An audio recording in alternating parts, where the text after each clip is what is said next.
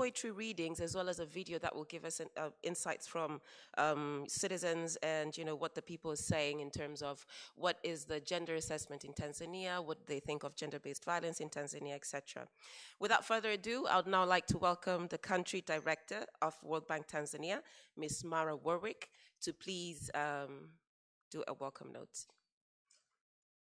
And as she comes on, I would like to also acknowledge the presence of the Honorable Minister, Dr. Gwajima, our guest of honor, the Minister for Community Development, Gender, Women, and Special Groups, the Deputy Permanent Secretary, Dr. Amon Mpanju, as well as the Commissioner for Social Affairs, Dr. Nandera, other distinguished panelists, ladies and gentlemen, and I hope that all protocols are observed. Karibu sana, Mara.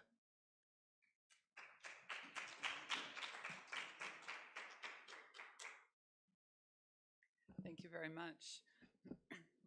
Honorable Dorothy Gwajima, Minister for Community Development, Gender, Women and Special Groups, and members of your team who are present here today, distinguished panelists, ladies and gentlemen, members of the press. Her Excellency President Samia Suluhu Hassan has been very clear that promoting the empowerment of Tanzania's women is a high priority for her administration. I'm therefore delighted to announce the launch of the World Bank Group's Tanzania Gender Assessment and Tanzania Gender-Based Violence Assessment. Together, these two reports offer a comprehensive overview of the many opportunities and challenges facing women throughout Tanzania. The Tanzania Gender Assessment builds on the evidence presented in the World Bank's recently released 17th Tanzania Economic Update. It details the country's progress across several intersecting dimensions of gender equality, including human endowments and women's voice and agency. The Tanzania Gender-Based Violence Assessment draws from desk reviews, data analysis, and stakeholder consultations to offer a sobering overview of the violence faced by women and children in Tanzania. It dives into the legislative and policy protections related to gender-based violence and the systems and coordination mechanisms in place for response and prevention. We hope these two reports stimulate public debate and help multiply efforts in the country to empower women and to ensure fair opportunities between men and women. We're privileged today to have a panel of renowned practitioners and thought leaders to participate in the discussion. And I would personally like to thank our chief guest, Honorable Minister Dorothy Gwajima, and the panel for their presence here today. While the reports highlight many opportunities experienced by Tanzania's women, I will primarily focus in these remarks on the most challenging issues addressed in the reports. That is, the key findings relating to gender-based violence, violence against children, child marriage, and human endowments. Many women and girls in Tanzania experience violence. The statistics included in the report are sobering. Nationally, 40% of all women between the ages of 15 and 49 have experienced physical violence, while 17% have experienced sexual violence. Almost 3 out of 10 Tanzanian females reported at least one experience of sexual violence before the age of 18. And 44% of women have experienced either physical or sexual violence by an intimate partner, higher than the global estimates and the regional average for sub-Saharan Africa. Moreover, although female genital mutilation has decreased over the past 2 decades, at 10% in Tanzania, it continues to be high. In some regions of Tanzania, such as Manyara, female genital mutilation is estimated at 58%. Violence against children also remains a significant issue. A staggering 75% of children experience physical violence by a relative before the age of 18 years. And more than half of females aged 13 to 17 have experienced physical violence in the past year. A significant cause of violence against children is harsh corporal punishment in schools, which remains common. We strongly recommend that the government ban this practice completely to eliminate this risk faced by many Tanzanian children. Of particular concern is the degree to which the use of violence by husbands or partners has been normalized. Around 58% of women and 40% of men in Tanzania believe that a husband is justified in beating his wife under certain circumstances. For example, if his wife burns the food, argues with him, goes out without telling him, neglects the children, or denies him sex. Despite these dire statistics, though, it's important to acknowledge the government's strong commitment and investment in legal frameworks and national plans of action to combat gender-based violence and end violence against children.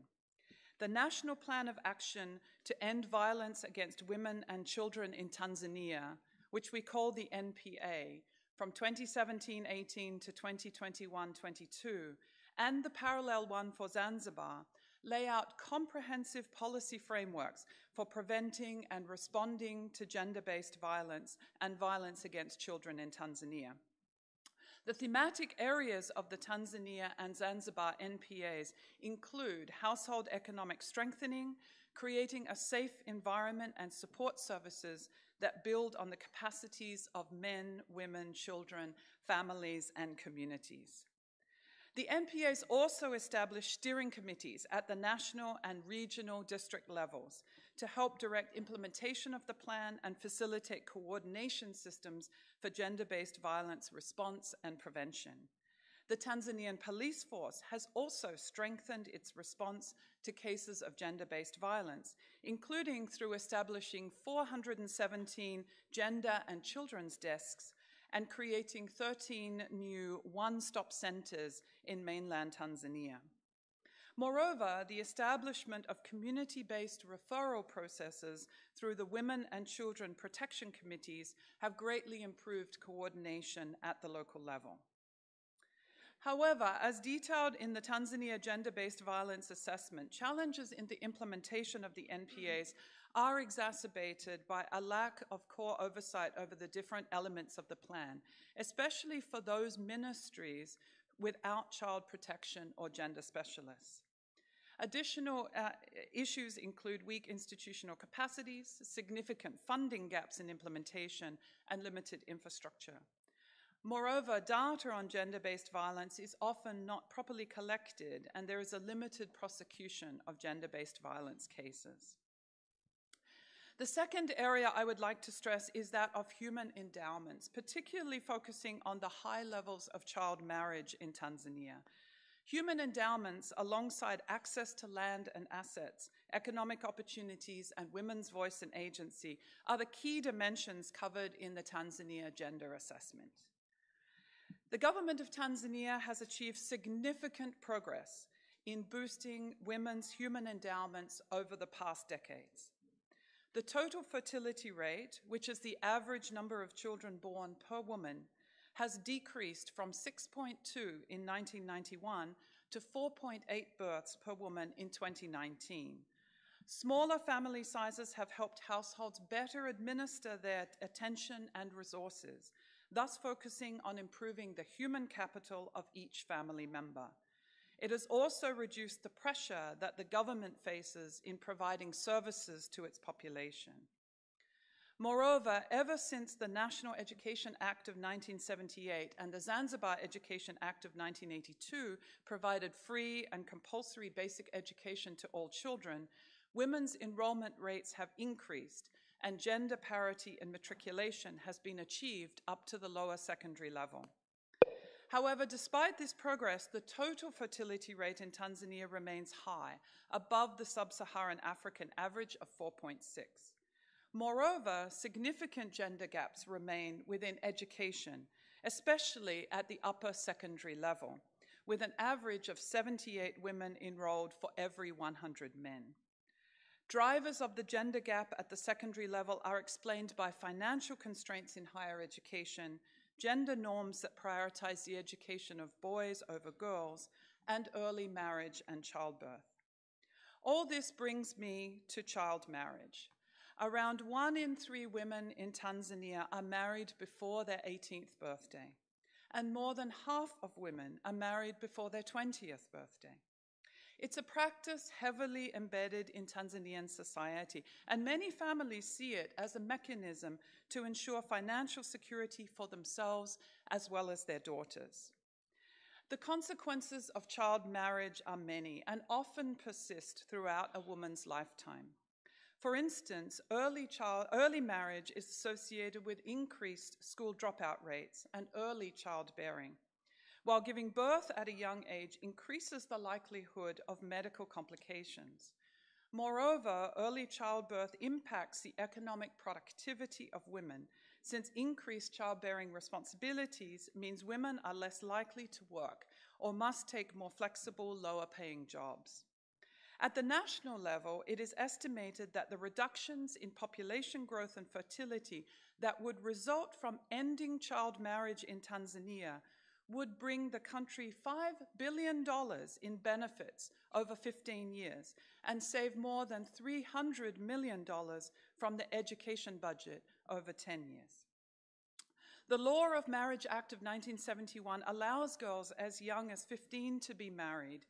In 2016, the High Court of Tanzania ruled that marriage of girls under 18 years of age is unconstitutional, and the Court of Appeal subsequently reaffirmed this finding in 2019. However, until now, the necessary amendment to the law has not progressed. We call on the government to move forward expeditiously to amend the law to increase the legal age of marriage to 18 for all Tanzanians. Strengthening efforts to lower school dropout rates and provide childcare support are vital to expanding women's participation in the workforce. Conditional cash transfer programs have proven to be an effective strategy for keeping poor and vulnerable female students enrolled in school. Efforts should concentrate on expanding apprenticeship programs and offering tailored business and life skills training to female entrepreneurs. These programs have shown to increase the revenues of experienced entrepreneurs and have bolstered women's savings and capital investments. We applaud the government's recent decision to allow girls who fall pregnant, as well as young mothers, to remain in formal school or return to school after childbirth. The World Bank is committed to supporting the implementation and monitoring of this policy through our partnership with the government in the education sector. We encourage the government to further strengthen this policy by quickly publishing and implementing the guidelines needed to guide the actions of local authorities and schools, and ultimately to codify it into law to ensure strong, unambiguous implementation in the future. In all areas I have mentioned today, including gender-based violence and violence against children, we believe that reforming laws that undermine the rights of Tanzania's women is the highest priority. Sensitization campaigns to change deep-rooted gender norms need to be at the core of Tanzania's effort to combat gender-based violence and violence against children. Campaigns to empower women and victims to make better use of legal mechanisms are also needed.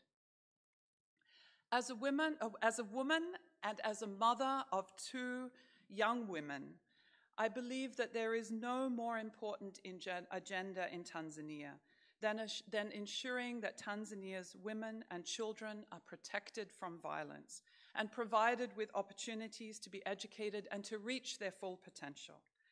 This will not only build a stronger Tanzania, but it also makes good economic sense.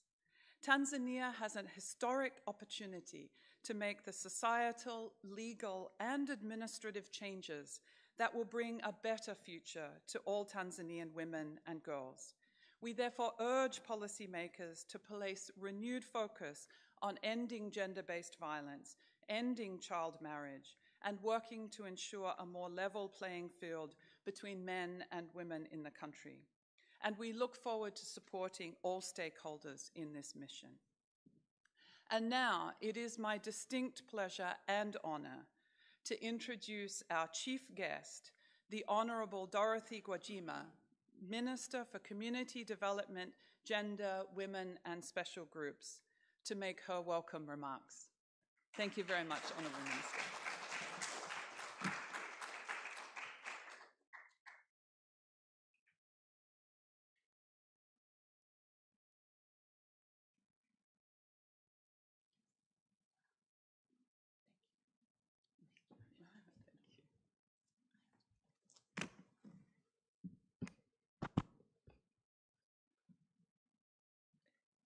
Advocate Amon Mpanju, Deputy Permanent Secretary from the Ministry of Community Development, Gender, Women and Special Groups. Dr. Mara Warwick, Country Director, World Bank, Tanzania. Distinguished delegates from World Bank headquarters in Tanzania. Government officials from ministries both in mainland and Tanzania mainland and Zanzibar, representatives from various institutions, invited guests, ladies and gentlemen, good morning. Jamhuri ya Muungano wa Tanzania. Asanteni sana. Dear participants, I'm happy to be here today for this special occasion of, yes, sisikiki. Hello? Niko sawa? Dear participants, I'm happy to be here today for this special occasion of launching the Tanzania Gender Assessment and the Gender-Based Violence, GBV, Assessment Report. I thank the World Bank for such timely publications that will accelerate development to our communities and our country. Thank you very much, Dr. Mara. Asante. The United Republic of Tanzania recognizes that gender equality, equity, and women empowerment is among important pillars in bringing about meaningful, inclusive, and sustainable development in any society. Many efforts have been ongoing in bringing gender equality and equity, and recently in the establishment of the ministries responsible for gender both in Tanzania mainland and Zanzibar. I would be happy to see my friends from Zanzibar if are already in place. Zanzibar, are you here? Not yet? They will join us very soon. Also, in striving for gender equality and women empowerment, the country has agreed to implement Generation Equality Forum commitments which are essential in making progress towards attaining gender equality. As you are all aware, our President, Her Excellency Samia Suluhu Hassan, is championing the Gender Equality Forum thematic area number 2 on economic justice and rights as a strategy to promote gender equality and women empowerment. Therefore, this event today will push forward the implementation of Gender Equality Forum commitment. Once again, World Bank team, asanteni sana. The gender assessment covers several dimensions of women access to opportunities, including women human endowment, with a focus on health and education, access to economic prospects, to land, as Dr. Mara said, and the assets, as well as several areas pertaining to women's voice and agency. The Tanzania GBV assessment offers an overview of the state of violence against women and children in the country and the efforts made to combat these situations, as well as existing gaps and all other available opportunities. Dear participants, the report builds on the results covered in the 17th Tanzania Economic Update and it details the progress the government has made in improving women's agricultural productivity, increasing women's access to higher education. You recently said even those young ladies who dropped out because of some gender-based violences now have been allowed to join again to continue with their education pathway. This report it will also help to fight against child marriage, combating GBV, fighting violence against children, and strengthening women's access to education, family planning, and healthy services. Also highlighted are many gender differentials which remain across different levels of society, as well as the several continuing challenges which persist across several areas of women empowerment. The Tanzania Development Vision 2025 lays out a blueprint for transitioning the country into middle income status by 2025. Among its core principles are increasing high-quality livelihood, establishing a competitive economy, and pushing for a well-educated society. This is key. Educated society. The TDV also articulates the need to empower women in all socio-economic and political relations and cultures, and aims to, by 2025, reform all social relations and processes which manifest and breed inequality in all aspects of the society, for example, laws, politics, employment, education, and culture. So we hope the good work you are doing, the World Bank and all other partners, by 2025, we expect to see new Tanzania. This is our hope. And this event today, I believe it will fuel the journey of seeing the new future of our country. Dear participants, since the launch of the TDV 2025, the government has made extensive efforts to lay out a strategic roadmap to boost women's socioeconomic opportunities. Let me say a few words here. The third National 5-Year Development Plan, covering the period of 2021 to 2025-26, has outlined a series of programs and key human development and economic empowerment policy indicators to increase women's empowerment. I believe we are all aware of these documents. One of the core objectives of the third national plan states to accelerate inclusive economic growth through poverty reduction and social development strategies, as well as productive capacity for youth, women, and people with disabilities. As a result of these policies, the country's poverty level and the share of women in salaried and waged employment has significantly improved.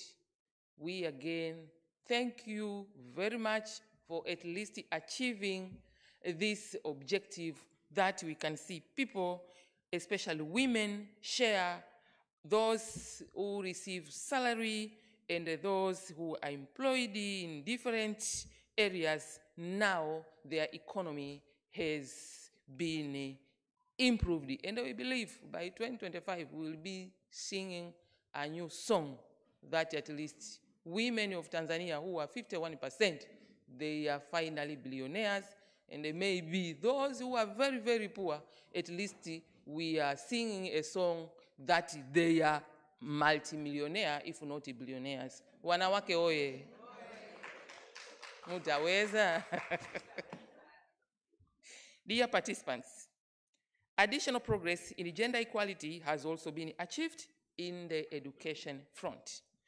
The Tanzania Development Vision 2025 calls for a well-educated and a learning society, and for high quality of education at all levels. Likewise, the third national plan emphasizes the need to universalize access to education, improve teachers' competence, and invest in capacity development at the school level.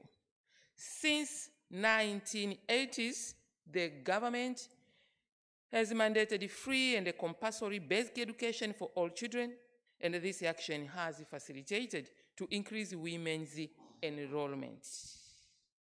In one school, I was told that the previous examination, the first 1 to 10th are women, ladies. Now we are seeing boys starting from 11th going downward. But that is not our interest. It really is to capacitate both.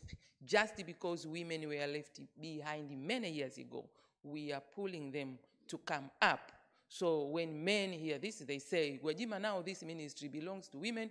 We are no longer a part of this ministry. I say, no, please allow a bit women to come up. This doesn't mean we are leaving men behind. This is an indicator that the voice of the World Bank, the voice of all other partners is well heard by the community. That's why now we are seeing girls are coming up at schools, taking number 1 to number 10. Please let us clap for these good ladies.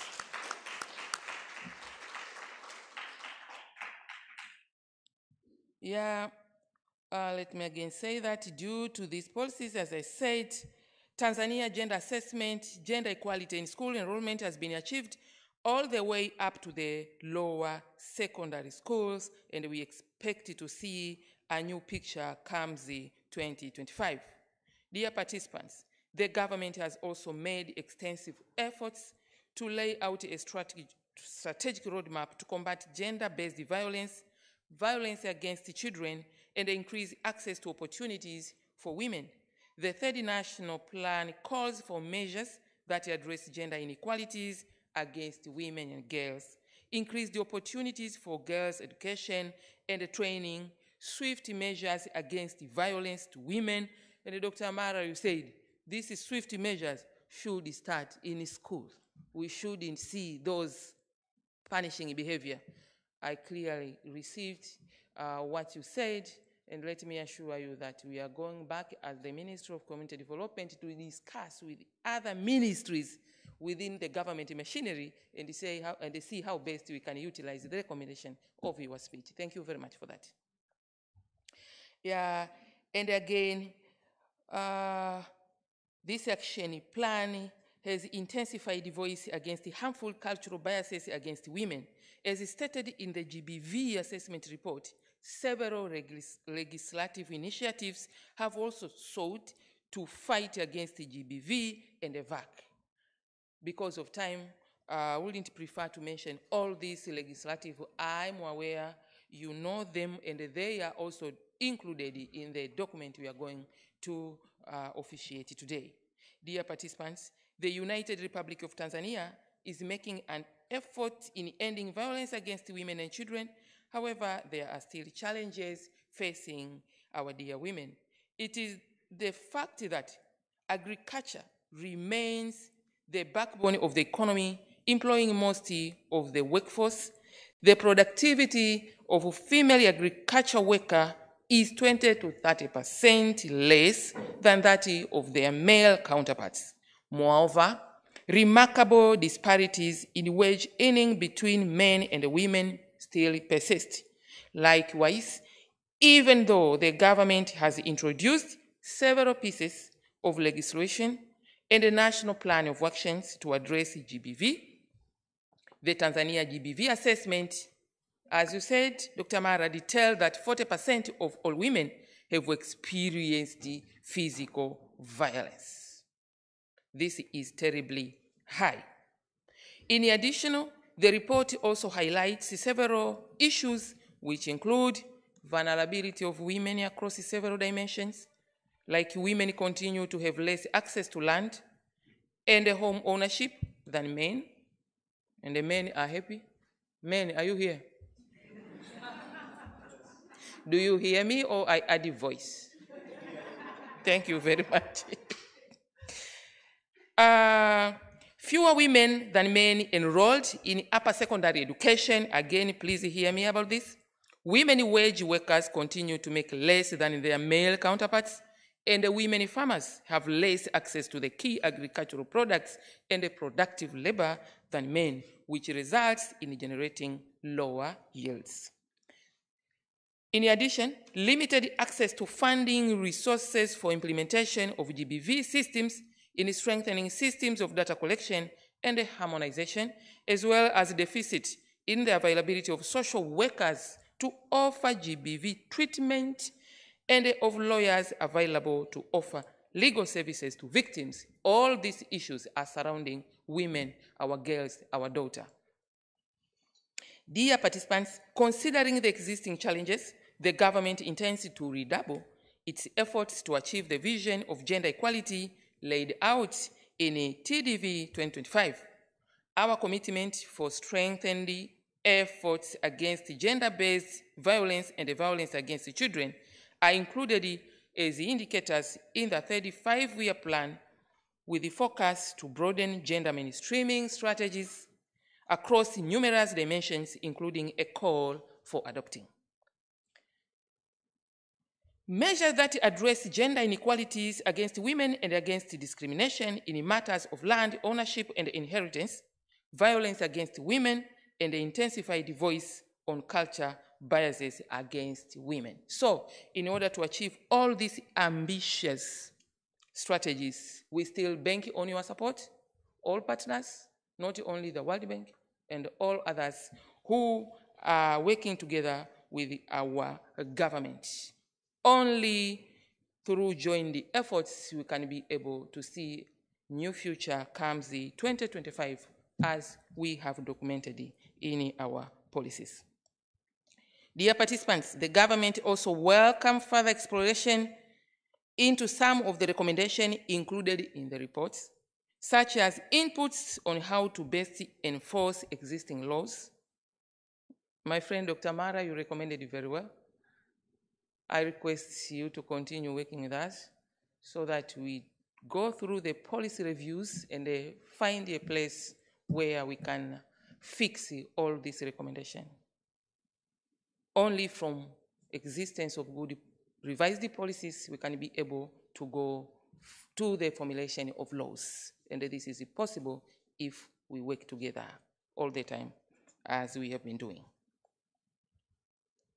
Again, we call upon all partners to support us in investigation of additional legislative options to end child marriage, expand affordable child care services, guarantee that women have increased the access to house and land tenure, security, and ensuring that female agricultural workers have access to the same productive labor and inputs available.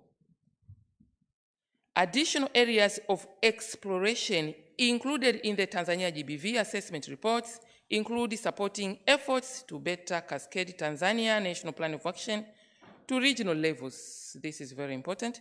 Looking into strategies to support sustainable funding of the national plans of action, investing in improvement to GBV information management systems, and offering widespread community outreach and sensitization on GBV and VAC. Dear participants, I'll be given enough time.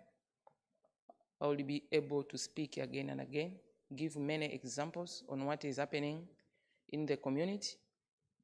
Let it be enough to thank President Samia Suluhu Hassan for seeing the need of establishing this new Ministry of Community Development, Gender, Women, and Special Groups. I believe the event today is going to find a new voice, a new energy to support this ministry so that all recommendations you are going to give today are worked well with my team. You will be with my Deputy Permanent Secretary, Advocate Mpanju. Asante sana.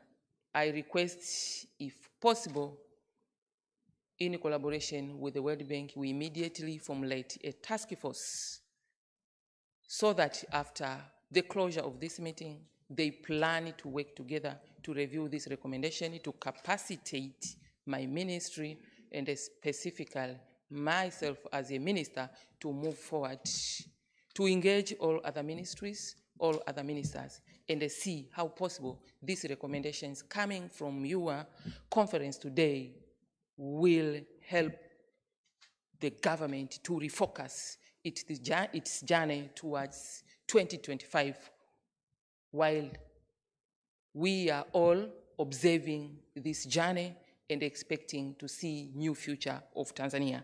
I believe with you, nothing is impossible because we have data, we have facts, and we have wishes. Together, we can achieve what we intend by 2025. With these few remarks, I thank you very much. Asanteni sana. Mungu awabariki. Let the work continue. Jamhuri ya Muungano wa Tanzania. Kwaheri.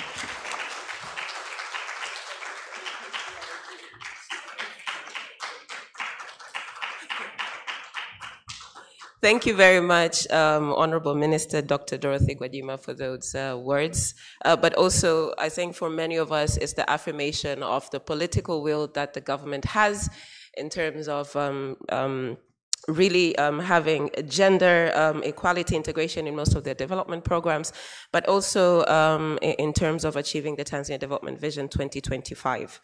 Allow me to remind you that this event is being live streamed on YouTube, so please feel free to visit the World Bank Tanzania Twitter page and please share the link as well as live tweet. I've been told that there's no specific hashtag for today, but I suppose gender could also work, or gender report.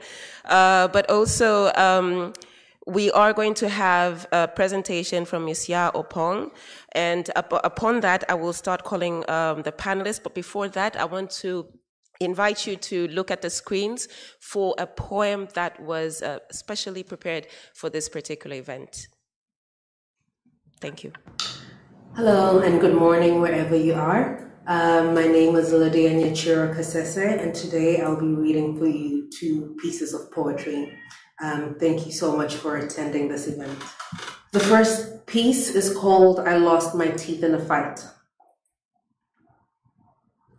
My father tries to kill me twice before the age of 12. Both times I am a tiny thing on the floor. He breaks the branch of a jacaranda tree on my skin and I lose my voice. In both scenarios, he screams, I will kill you. In both scenarios, my mother stands by and watches me die. In both scenarios, I am unsure of the things I have done that deserve death. In both scenarios, I die. I learned that there is no heaven for children that die at the hands of their fathers. There is no heaven for children whose mothers stand by and watch them die because maybe they deserved it. I tell my girlfriend of how my father has dreams of killing me. She tells me when she was 10, her father stuck his hands down her clothes during afternoon naps and held onto her privates. I cry on her carpet. She says, if men could rape us and get away with it, they would. Every single one of them. I cry some more in the dark. I spend that week in a suitcase. A man touches my name as I introduce myself. My father destroyed the fight in me when I was a child. I think that boy only raped me because I lost my teeth in a fight. I think too much of the past. I think maybe if I had the courage to leave this body, my teeth would grow back. The next piece is called Returning to Sender. My mother arrives in 2 days and there's nothing I can do to stop her, to hide, to avoid her eyes for seeing us for what we have become. We're dying and I do not mind. Mother, I know you will be horrified at what you will find, at what I have become. I know you will want to tear your eyes from their sockets and stuff them down my throat until you get an answer. I am sorry that I lie. I lie to everyone now. That is what we have become. Liars, beings that lie to the ones they love. We lie because I do not know how to tell you that this body will not work. It will not let me put anything in it that will nourish it, that will add life to it. It fights me. I want to blame this illness, blame the others, the beings, but I'm not sure that I am without guilt. I find comfort in them. I trust them. They tell me it is safer if the people we love do not know, if we kept this part, this dying piece, a secret. Those that love me too much to understand. Too much to permit the self-harming erosion of the flesh. I am lying when I tell you that I do not enjoy this crumbling, this weakening, this wasting away.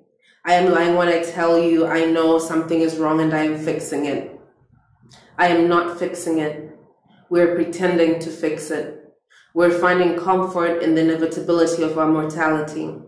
Comfort in the fact that with as little effort as possible, an easy ignoring of the flesh could easily return us back to sender. Thank you. Wow. Wow, those were very powerful spoken words from Miss Lydia Kasese. Thank you very much for that. Now, I would like to also remind you that we do have coffee and refreshments outside for those who are not observing the holy month of Ramadan and Lent. So please feel free to stand up and, stretch your legs every once in a while, because we do have a couple of, 2 hours until we finish the session. I would now, before I bring Ya to the stage, I would now like to call on the panelists to come and join us here on the stage. So first, I would like to start with the Deputy Permanent Secretary of the Ministry of Community Development, Gender, Women, and Special Groups, Advocate Amon Mpanju. Please welcome on stage.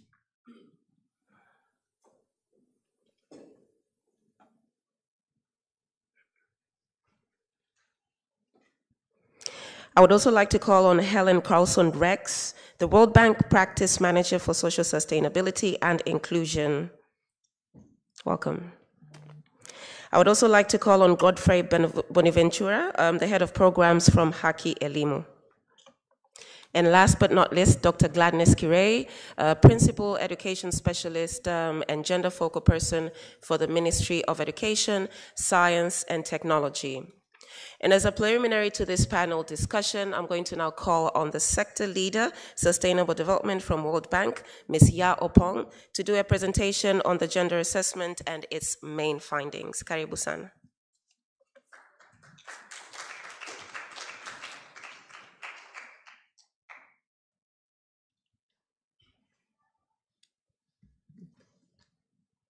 Good morning to everyone. Honorable Minister, Deputy Permanent Secretary, Commissioner, distinguished panelists, colleagues, ladies and gentlemen, good morning and welcome. Today I'd like to walk you through the main findings of our gender assessment for Tanzania. I'm going to do that in 4 parts. I'll talk a little bit about the background and the rationale for the study, the gender strategy that guided this, the corporate World Bank gender strategy that guided this work, and the 4 thematic pillars that we covered in this assessment. And then I'll also jump into the main findings and the drivers of inequality, and then end with some policy recommendations. In terms of the rationale and the background for this work, we heard earlier today of the commitment of the government of Tanzania to addressing gender equality in all dimensions. The National 5-Year Development Plan, through the Development Vision 2025, which emphasizes a commitment to gender equality, social, economic, and political. And we also know that there are some specific sector plans and strategies that support greater gender equality and women's empowerment. And these plans exist in education, in health, employment, with a focus on access to assets and also protection from gender-based violence. Despite this promising policy environment and despite these commitments, as we've learned and heard earlier, significant barriers do remain. We've learned earlier of the need to improve schooling rates at the upper secondary level, to end gender-based violence, to end child marriage, and, for example, improve the yields of female agricultural workers, and also increase the pace of women's transition into higher paid, more productive jobs and sectors. So despite the strong policy environment, significant barriers remain. And as a result, we decided to do an assessment of these barriers and gaps, focusing on 4 key thematic areas. And these 4 areas are underpinned or are guided by the corporate World Bank gender assessment. There's a focus on human endowments, health and education. There's a focus on economic opportunities. There's a focus on ownership and control of assets, and a focus on women's voice and agencies. These are the 4 pillars of the strategy. So taking these 4 pillars into consideration, if we look at the high-level outcomes for women and men in Tanzania, we see that if we look at human endowments, for example, as we learned earlier, total fertility is high, especially among teenagers. We see that there's limited or poor quality access to family planning and reproductive and maternal health care. We see that there are gender gaps in secondary school enrollment and completion. If we look at economic opportunities, for example, we see that women plot owners produce less than their male counterparts. We see that female wage workers earn less than their male counterparts. We see that there are gender differences in time use, which affects women's economic productivity, as well as intra-household bargaining power. If we look at the pillar on ownership and control of assets, we see that there are gender differences in home and land ownership due to customary practices, and that women experience lower levels of formal finance ownership or account ownership and savings than men, and also have less access to financial services and mobile banking than men. In terms of voice and agency, we see that intimate partner violence remains a serious problem, and that women face restricted intra-household decision-making power and have limited political voice and leadership. And also child marriage remains high. So what I'm going to do now is take each of these 4 pillars and drill down a little bit more into some of the details. If we look at the main findings in terms of human endowments, again, we see that there has been progress. There was a drop and has been a drop in the total fertility rate, as mentioned, from 6.7 in 1990 to 4.8 nationally now in 2019, although it does remain higher than the sub-Saharan African average. If we look at gender parity in enrollment, we see that it has been achieved at the lower secondary level. So again, in certain indices, there has been progress. Nevertheless, there's room for growth. We see that girls are less likely to enroll in upper secondary. In 2021, the Gender Parity Index, the ratio of girls to boys enrolled in school, was at 0.78. According to the 2021 Tanzania Education Sector Report, rural poor girls remain the most disadvantaged and the least likely to enroll in upper secondary education. If we disaggregate a little bit and we look at the findings for mainland and Zanzibar, we see that if we take data from 2015, when the disaggregated data was available, the total fertility rate for mainland at that time was 5.2%. In Zanzibar, at that period in time, it was 5.1%. For mainland, 33% of women use family planning. In Zanzibar, 7%. As we've learned earlier, the Gender Parity Index in secondary school stands at 0.78. In Zanzibar, gender parity has been achieved, exceeded, at 1.01. If we now drill down a little bit more into looking at issues of women's economic opportunities and ownership and control of assets, at the national level, again, we see there has been progress. In 2008, Tanzania was one of the first countries in Africa to launch mobile money services and establish a regulatory framework to increase financial inclusion. And we see that the share of women with a bank account has increased from 14% in 2011 to 42% in 2017. Nevertheless, there's room for growth. We see that 26% of men claim sole ownership of a house compared to 7% of women. And as was mentioned earlier, there's a 20 to 30% gender yield gap between male and female plot owners. Again, if we drill down and disaggregate between mainland and Zanzibar, we see that on mainland, 7% of women own a house alone compared to 26% of men. The figures for Zanzibar are 6% of women own a house alone compared to 31% of men. We see that 66% of women on the mainland do not own land compared to 62% of men, whereas 92% of women in Zanzibar do not own land compared to 85% of men. We also look at mobile phone ownership. 52% of mainland women own a phone compared to 69% of men, whereas the same figure in Zanzibar is 65% of women own a mobile phone compared to 83% of men. If we turn now to the pillar on voice and agency, again, we see there's been progress. Mechanisms are in place to address gender-based violence, including, as was mentioned earlier, the National Plan of Action to End Violence Against Women, 2017-18 to 21-22, in mainland and Zanzibar.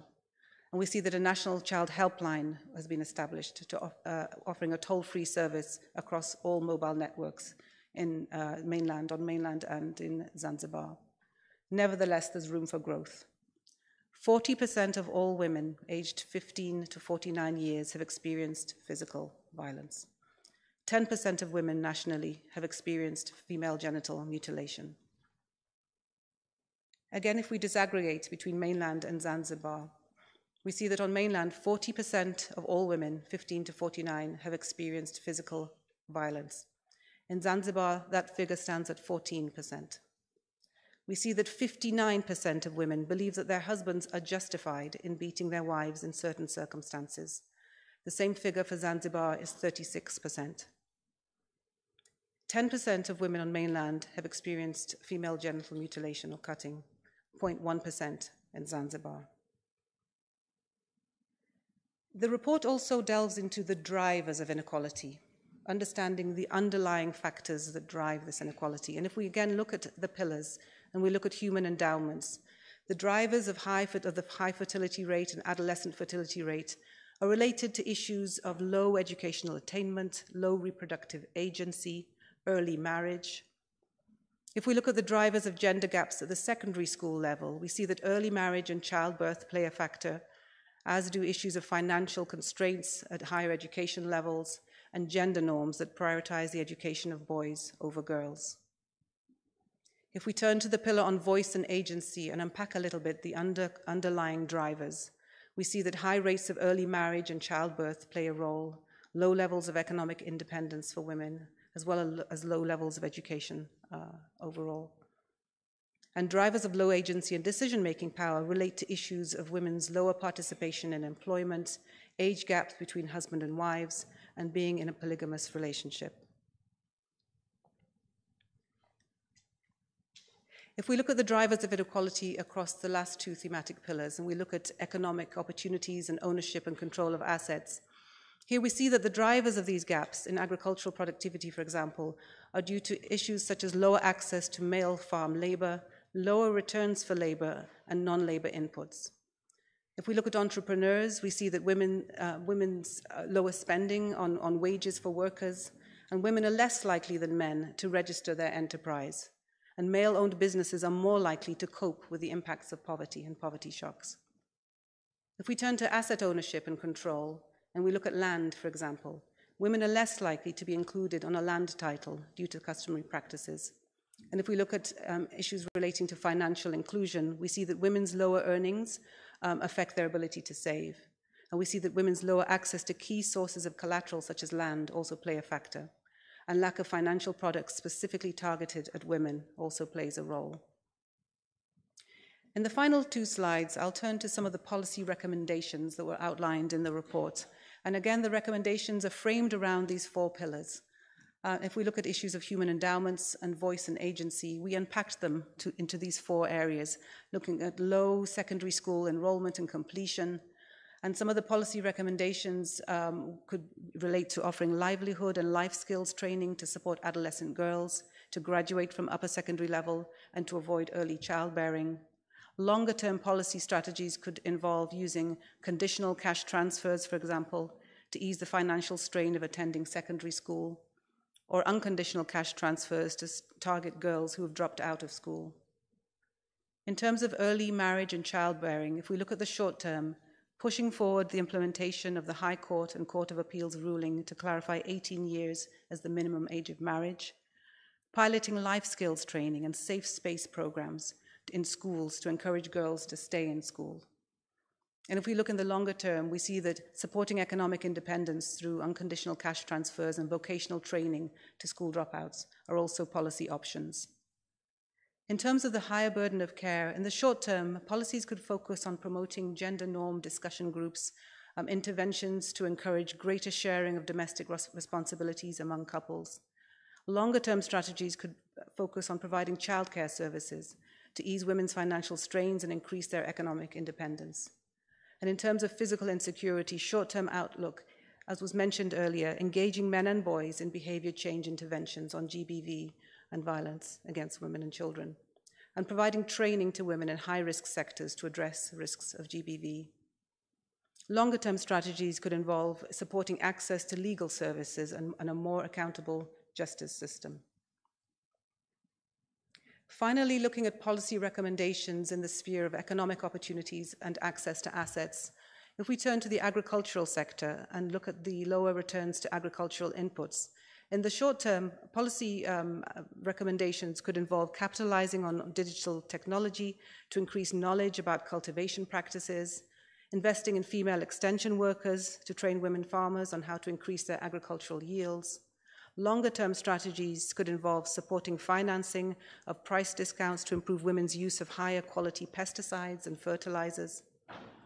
If we turn to issues of insecure land tenure and lower use and productivity of farm labor, short-term interventions or recommendations on the policy front could include providing women information on their land rights, and longer-term strategies could involve incentivizing households to co-title through conditioning land ownership subsidies or supporting women's access to mechanization to compensate for their lower use of farm labor.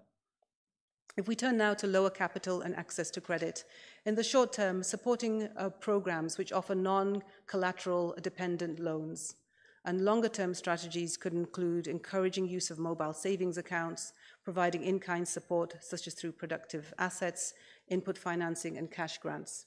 And finally, in terms of lower skill levels and rates of business formalization, short-term policy recommendations could involve providing a behavior nudge and providing behavior training on business and entrepreneurship skills, and using business registration support that offers support in setting up bank accounts and incentivizing women to register their businesses. Longer-term strategies could involve expanding small-scale capital support for local entrepreneurship. These policy recommendations are taken from global evidence, and they're, as has been mentioned, our attempt at sparking a conversation and laying out what the options are for addressing these gaps across these important spheres. I will end by reflecting a little bit on a quotation from our colleagues at UNFPA. In the next session, we'll hear about the gender-based violence assessment and a stakeholder consultation that took place as part of the preparation of these reports. And as part of the conversations, we were reminded of the need to really identify good practice and scale up what is working. We were also reminded of the need to ensure there's proper funding for these policy recommendations, and also the important factor of addressing social norms and addressing harmful practices. And finally, reminded that all of this takes time and investment. I'll end there. Asanteni. Thank you very much, Ms. Ya Opong, the Sector Leader, Sustainable Development at the World Bank. Right, so we are about to commence our first panel discussion for today, based on the gender findings, the main findings from the Gender Assessment Report. And I just like, for just a quick one before we dive into the questions, a 30-second reaction from the main findings in 30 seconds. I'll start with you, Advocate Mpanju. Yep. Let me switch it on for you. There we go. 30 seconds reaction from the report, what we've just heard. Thank you so much, Madam Facilitator.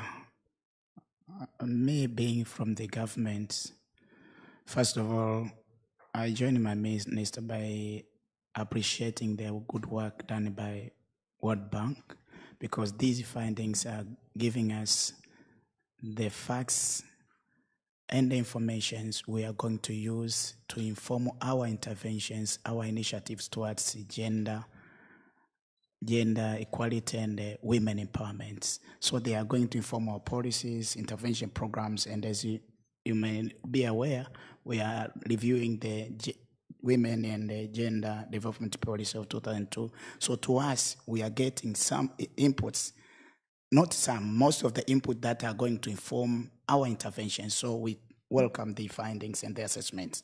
They are coming at the right time. Thank you. That is so good to hear, because I know that one of the gaps that were identified in the report was the policy, the 2002 policy. So that's really, really encouraging to hear. And the legal framework. So we are also being a lawyer. Okay. Now, from the policy view and the recommendation and the implementation strategy that will be developed will also inform the legal framework. We need really to revise our laws to be able to mainstream gender equality and women empowerment towards achieving meaningful sustainable gender development in our country. Right, brilliant. Thank you very much for that, Advocate Mpanju. Helen, 30 seconds, reaction to the main findings, please. All right, no, thank you so much, and thanks for inviting me to come here. I want to, 30 seconds is hard because there was a lot said, but I'll try. I want to really congratulate and thank the team. I think the findings are incredibly rich. They're based, as was said, on international evidence. So there's a lot for us to digest and to think about. A lot of work ahead. But I think my main takeaway is really that to translate all these findings, all the evidence, it really takes commitment from the World Bank, and that you heard that from Mara, you heard that from Ya, we are here as a team, but I think also commitment from government, and that we've also heard today. So I think for me, the main takeaway is that we have the findings, we know what to do, but to get there, we need to act on this commitment. And I'm really glad that we are here at this juncture and that we can now move forward with this joint commitment to take this really important agenda forward, important for the women and girls in Tanzania, but also, as was said, for Tanzania's move towards middle-income country. Unless we empower 50% of the population, no country will get there, Tanzania included. Thank you. Great work on the 30 seconds as well. Godfrey, over to you. Yeah, thanks, Caro, and also the World Bank for coming with this very nice reports. Actually, my reaction, and I was asking myself, if you look at the numbers, especially on the driver of high fertility rate in Tanzania, we are higher than the Sub-Sahara, and we're also higher than the EAC. And then you ask yourself key questions. What is happening in Uganda, Rwanda, Kenya, and not happening in Tanzania? And I leave this question to the stakeholders so we can continue the conversation to ensure what so special can we do to move below. At least we get to be in line with our colleagues, Kenya, Uganda, and Rwanda and Burundi, because it's very shameful for a country like Tanzania to be leading in the high fertility rate, and especially being caused by teenage fertility rate, which has so many adverse effects, as pointed out by the findings. So for me, that is, as a man, that is very, very disturbing moment of today by hearing this kind of findings today. Thank you for that, Bonaventure. No, but I will agree with you. Teenage pregnancies, fertility rate amongst the teenage girls, that is a very worrisome data to be looking at. Doctor, over to you. Okay, thank you. I also appreciated the work that has been done by the World Bank. The information which have been found out will help us to improve a lot. And I hope the information that has been given to us will help to improve and improve, especially in the area of teenage marriage and childbearing. Thank you. Right, thank you for that, Doctor. So I'll dive straight into the questions now, starting with Advocate Mpanju. So we've seen improvement, but despite the positive improvement that we have observed through this report, we still see some key gaps in terms of gender inequality, but also when one wonders about the drivers of these inequalities, they're quite multisectoral, right? So how is your ministry, considering that it has the sole mandate for women and special groups, adopting a multi-sectoral approach that could be adopted, across the agricultural sector, the private sector, education, water, health, etc.? Thank you, Madam Facilitator. It's true that from the findings as it had been presented and what is real on the grounds, we still have that gap. And that's why I can say the government of the United Republic of Tanzania, since its independence, has been taking some initiatives, I'm saying some, towards ensuring that gender equality and the women empowerment, towards removing that gender imbalances. And that can be evidenced through the number of initiatives that have been taken by the government of the United Republic of Tanzania, including signing, ratification, and the domestication of international and regional protocols, agreements, and conventions that aim at bringing about that gender equality, fighting gender imbalances. And also we have national policies, laws, strategies, programs that are aiming towards achieving meaningful, inclusive, and sustainable development when it comes to gender equality, at the same time fighting that kind of gender imbalances. And as the government, we have embarked in 4 main priority areas in order to achieve that gender equalities. The first being women economic empowerment, and on this area we have a number of instrument programs.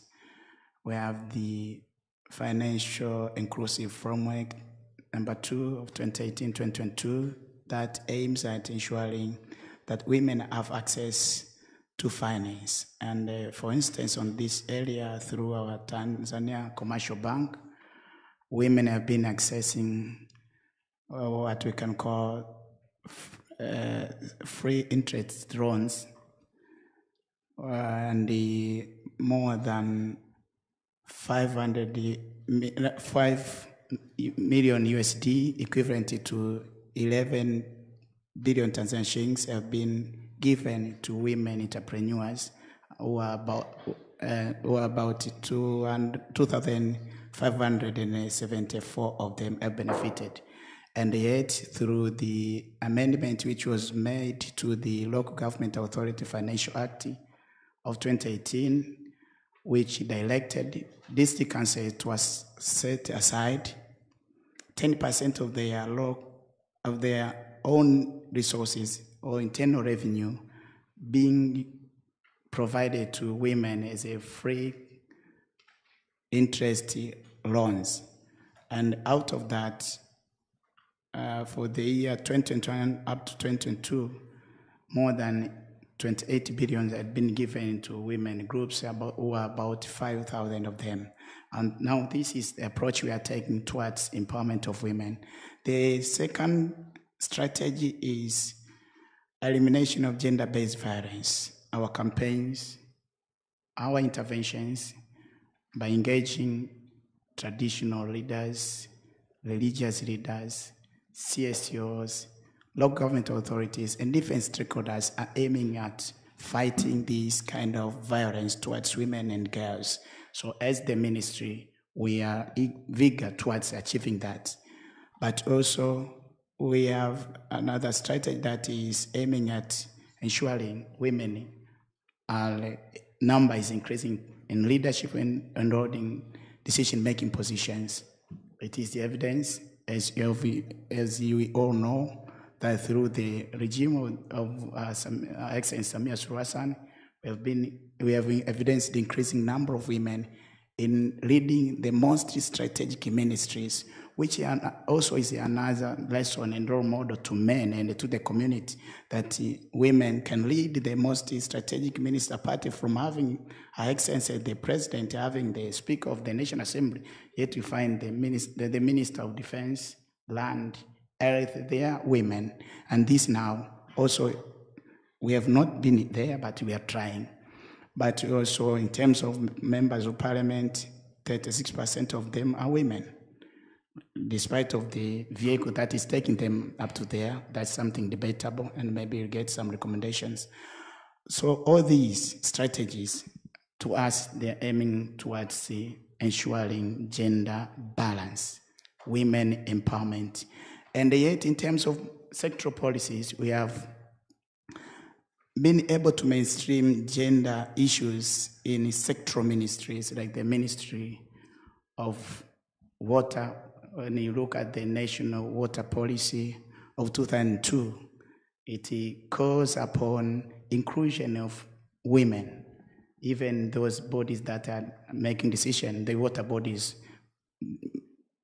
authorities have directed that women must participate. Also, when you look at the land policy of 1995, it calls upon inclusion of women and said that you can see the village land committee, the district land and housing tribunal, having the inclusion of women in those leadership.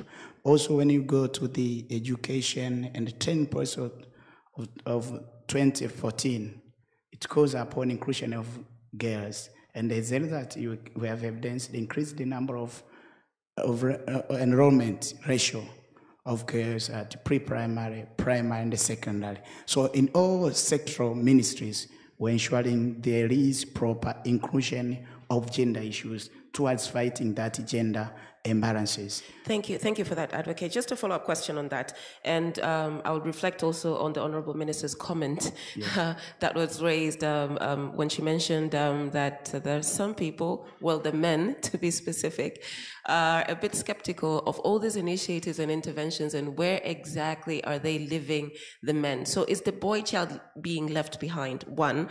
And two, how is the ministry engaging men in all these interventions to make sure that we're bringing along both genders? Oh, thank you so much. As the ministry mandated to promote women empowerment, but also to bring that kind of equilibrium whereby men and boys will be on top of the agenda in order for really to have really empowerment of women. As you rightly said, we cannot talk of the gender mainstreaming, women empowerment, without bringing men, boys on top. We need men to take lead. At the same time, also empowering women, because sometimes women are the causative of the segregation. Of course, they know. I can really tell it with evidence. And this is getting interesting. Of course, the problem here, you find the problem is the issue of education, awareness. You find other women are not aware of their rights. So they take, as it was also found in the assessment, there are women that are guarded that kind of violence to them. It is part of the life. And for that, we need also to empower women and to understand their rights. At the same time, we need to empower men and boys. Now, the government, we are embarking in a number of initiatives to ensure that men also come on top of this, because we need both players, men and women, to be able to achieve that reality. And we have a number of initiative intervention, one being the Women and Gender Development Policy of 2000 and its implementation strategy of 2005, which is now under review. And that's why I say that this assessment have come at the right moment, because they are going to inform what is going on in terms of finalization of the Women Gender Development Policy. Now that Women Gender Development Policy, its objectives requires that all men and women are involved when you talk of development, are involved in fighting these stereotypes, tradition, and norms that are alienating women from benefiting on equal footing like men. But also we have a number of campaigns, including what we all know, Twende Pamoja Ukatili Sasa Basi. This campaign aims at creating awareness to both men and women, but also men to be able to see the inequality in the what I call the challenges women and girls are facing in terms of being involved, in terms of being violated by men. So the gender calls upon both men and women to take their part in terms of ensuring that gender equality and women empowerment. But also we have the he and she approach. Okay. How does that work? That in Tanzania. Yeah, that is calling upon men also and women to take their roles, because we cannot change the behavior, we cannot change the attitude, we cannot change the roles that promotes masculinity without bringing men on top. So we are aiming and we are striving to ensure that men and women, they have equal role. They are regarded equal. They see each and everyone having potential contribution towards development of a given family, given society. So we have a number of campaigns, including the strategies, policies I've mentioned, including also putting women as the role model. Because you find you have a defense, a minister, a woman minister on top of the defense, and under her you find the CDF. Now also all the armies, and she's in charge. Right. Thank from you the police for that. point of view. So by doing that, by teaching by examples, we believe we are going to achieve this. But the reality is that we need all stakeholders to come together. We need the private sectors, we need the CSOs, we need development partners, we need all people, religious people, traditional people, at all levels, including also having special intervention. We're having special clubs and desks in schools, primary schools, that are used as a platform to discuss issues of the importance towards achieving gender equality, gender mainstreaming, but also women empowerment. We are trying to inculcate that to the youth, to value and see the meaning and role of women and girls in their lives. So we are trying to inculcate it from the primary level, but also we're having gender desk in different government institutions with the focal persons, government departments, but also ILN institutions. We are continuing to have those gender desks. Sorry to cut you off, Deputy Minister. Gender equality. Thank you so much. All right. Apologies to cut you off once again, but I'm going to definitely come back to you and ask you again whether or not just having a woman minister in the defense ministry is actually enough, but I appreciate the response on that. We'll now go over to Dr. Gladness Kire, who is the gender focal person at the Ministry of Education, Science Sector and Technology. Dr. Kire, we see that gender parity being achieved for the subsectors of primary and lower secondary due to the government's rollout of free basic education is really doing good. So congratulations for that and the ministry's work. But the gap still remains, as we've seen the data that was presented, right? So what do you think can help overturn that, considering that education is possibly one of the main interventions that we should be pushing for gender equality? Thank you so much. The gap can be reduced or eliminated by strengthening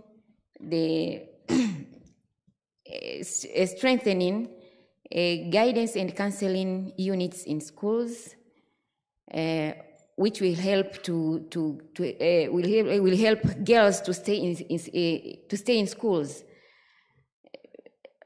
without dropping out, maybe due to pregnancies and early marriages.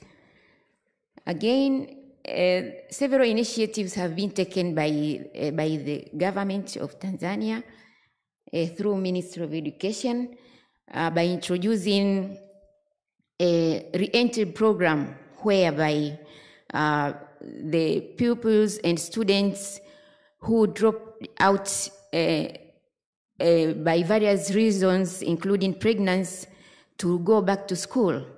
I hope by doing so, the gap will be reduced, because those students, female students who got pregnant and drop out, have chance to go back. But how do they go back, Dr. Kire? Do they go back into the formal education system, or are we now referring to the alternative education pathways? Do they become tailors? Do they take the academic route? Where are they going? Both ways. Okay. They are free to choose where in which way they can go back. Okay. Also, one of the problems or reasons which make some pupils not to go to schools, maybe due to lack of food, lack of feeding program in schools. But now the government have introduced the feeding program whereby parents will contribute somehow to enable the pupils to stay in schools, especially the day scholars.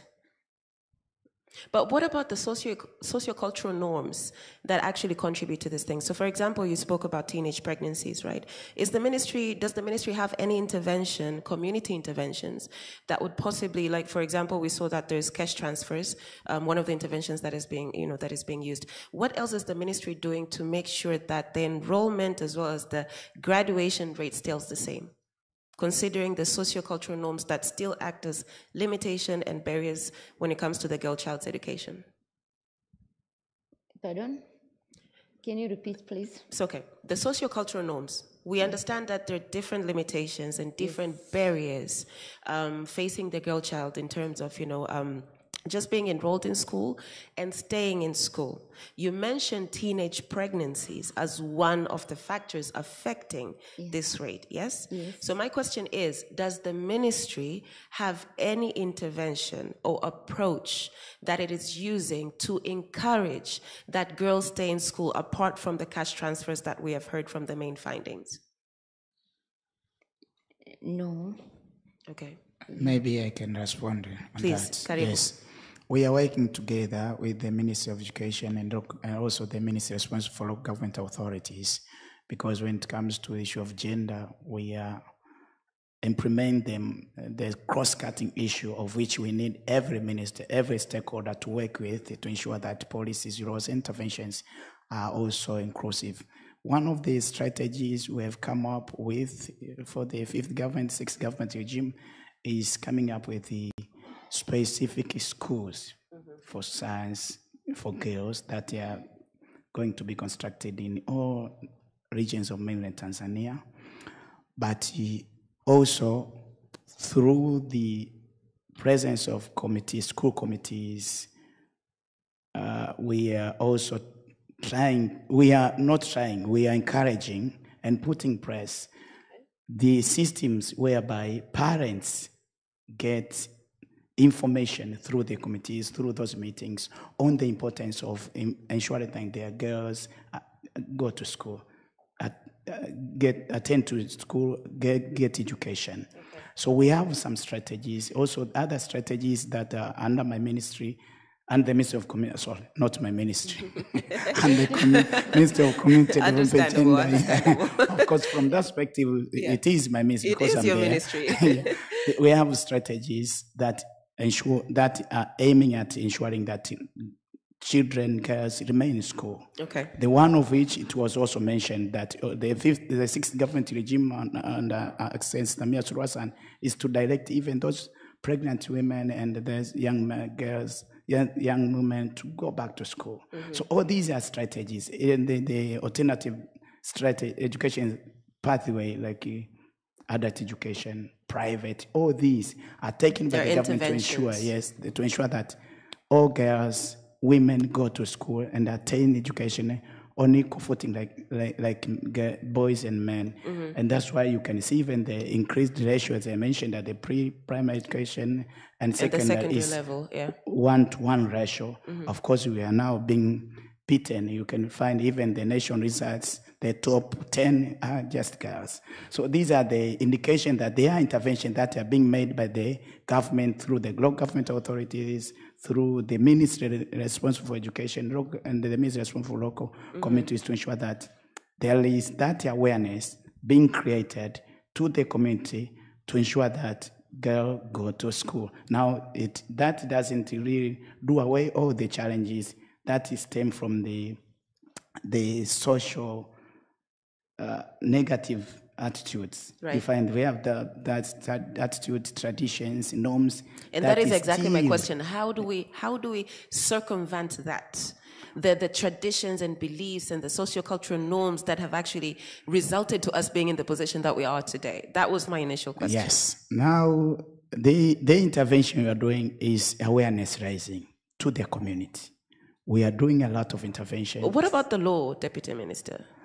What about policies? The law and the policies does not accommodate or embrace that kind of attitudes and tradition that aim at discriminating girls from benefiting from the education system. The policies I've mentioned, even the Education Act of 1978, the Education Policy of 2014, they don't entertain, they don't embrace those kind of culture.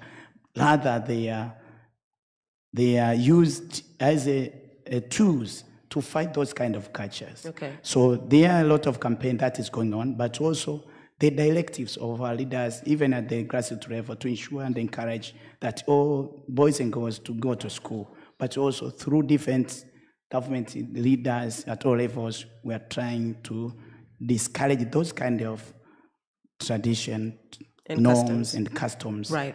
Okay. So But we are still going on with that work because you cannot, for maybe a day, fight those kind of culture. They are inculcated within the traditions of tribes and the clans. So yes. we need to continue together to fight that kind of taboos and traditions. Okay, thank you for that, Advocate Mpanju, and for offering to come in with that response. Now, I know that Haki Elimu Bonaventure, you have been working a major stakeholder in the education sector. You've also supported the government through the different ministries when it comes to interventions, both for the boy child and the girl child. So I'm going to bounce off the same question to you. But as you respond to that, I also would like to hear that Haki Elimu recently released a report on sexual and reproductive health. Can you share with us some of your main findings on that, especially in relation to the question that I've just asked? Karibu. So should I start with this question, or are you going to ask? You can start with the first question and then go over to the findings. I'm hoping that the findings from your report would actually have some answers to that question. Yeah, thanks, Caro. I think with the first question, which actually the government official tried to respond, is that the government have started doing a number of strategies, the one which has been mentioned, to construct those 20 boarding schools, and is going to spend a huge amount of money. It started in the fiscal year 2021-2022 to start with 10 schools, which means in the next fiscal year, they're going to allocate more money, again, to support that. That is a good step. It's a good step in one way. I can give you one example, which actually is in one of our schools, in one of the intervention that we are doing to keep girls in schools and to support their transition. This school is called Itojanda. It's in Tabora. So it used to be a day school, but now it's a boarding school because girls have been enrolled into the boarding school because of the support from Haki Elimu and also the community. You know, girls were walking 15 kilometers in a day. That means return, it is 30 kilometers. In a month where we have 20 schooling days, it is 600 kilometers. Huh? And then in a year, assume they start for 10 months, it is 6,000 kilometers. So it is from Dar es Salaam, I'm giving you the social maths, Dar es Salaam to Bukoba, Da to Bukoba, Da to Bukoba. 3 times. So assume what happens on the way from home to the school with the border people who are very expert now to doing the hooking up and all that way. So you can imagine the situation. And this kind of strategy, which has been done by the government, is going to save so many girls on issues to do with early pregnancies. But another thing, which actually is now connected to the issue of awareness, all the norms and everything have to do with provision of platform and dialogues for people upholding all these norms to understand the negativity of their pursuance of their norms to affect girls' education. And which actually I can also connect to some of the interventions that we are doing now to prevent violence and also supporting girls to remain in school. So we have done so many dialogues, we have done so many awareness, so many education to their community, and then we see there are a lot of changes from the community side to leave away their norms and then to support girls because they see others are going, and then at the end of the day they reach university, And then others are in Form 5, and then they find themselves, no, I should stop this, and they go to this. So the issue is more on education, to understand exactly what is the implication of A and what is the benefit of B.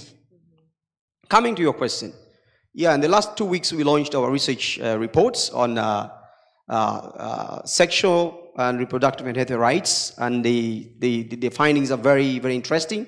Also encourage you to go to our website and then you download that document and you read, because the report is very big. But general finding is that sexual, reproductive, and healthy rights is not effectively taught in schools. I don't want to go to what are the drivers, but that is the general picture. And what does that mean if it is not taught? And you all know the fundamental aspect of teaching this kind of education to our children. More knowledge is lacking. Delaying techniques, knowledge on choices on relationships, knowledge on knowing the autonomy of their body. This is my body. This is me. Yeah. Why do you force me to go into marriage? Yeah. You see? Knowledge on knowing about their rights. Of which in the past, we used to have this kind of education, kind of knowledge. You go to a lady, by then we see our brothers, they try to seduce a lady, you are nearby, then you see a lady saying, nitakupa jibu baadaye. That is the delaying technique. You go and you start thinking, what is the effect for me to accept?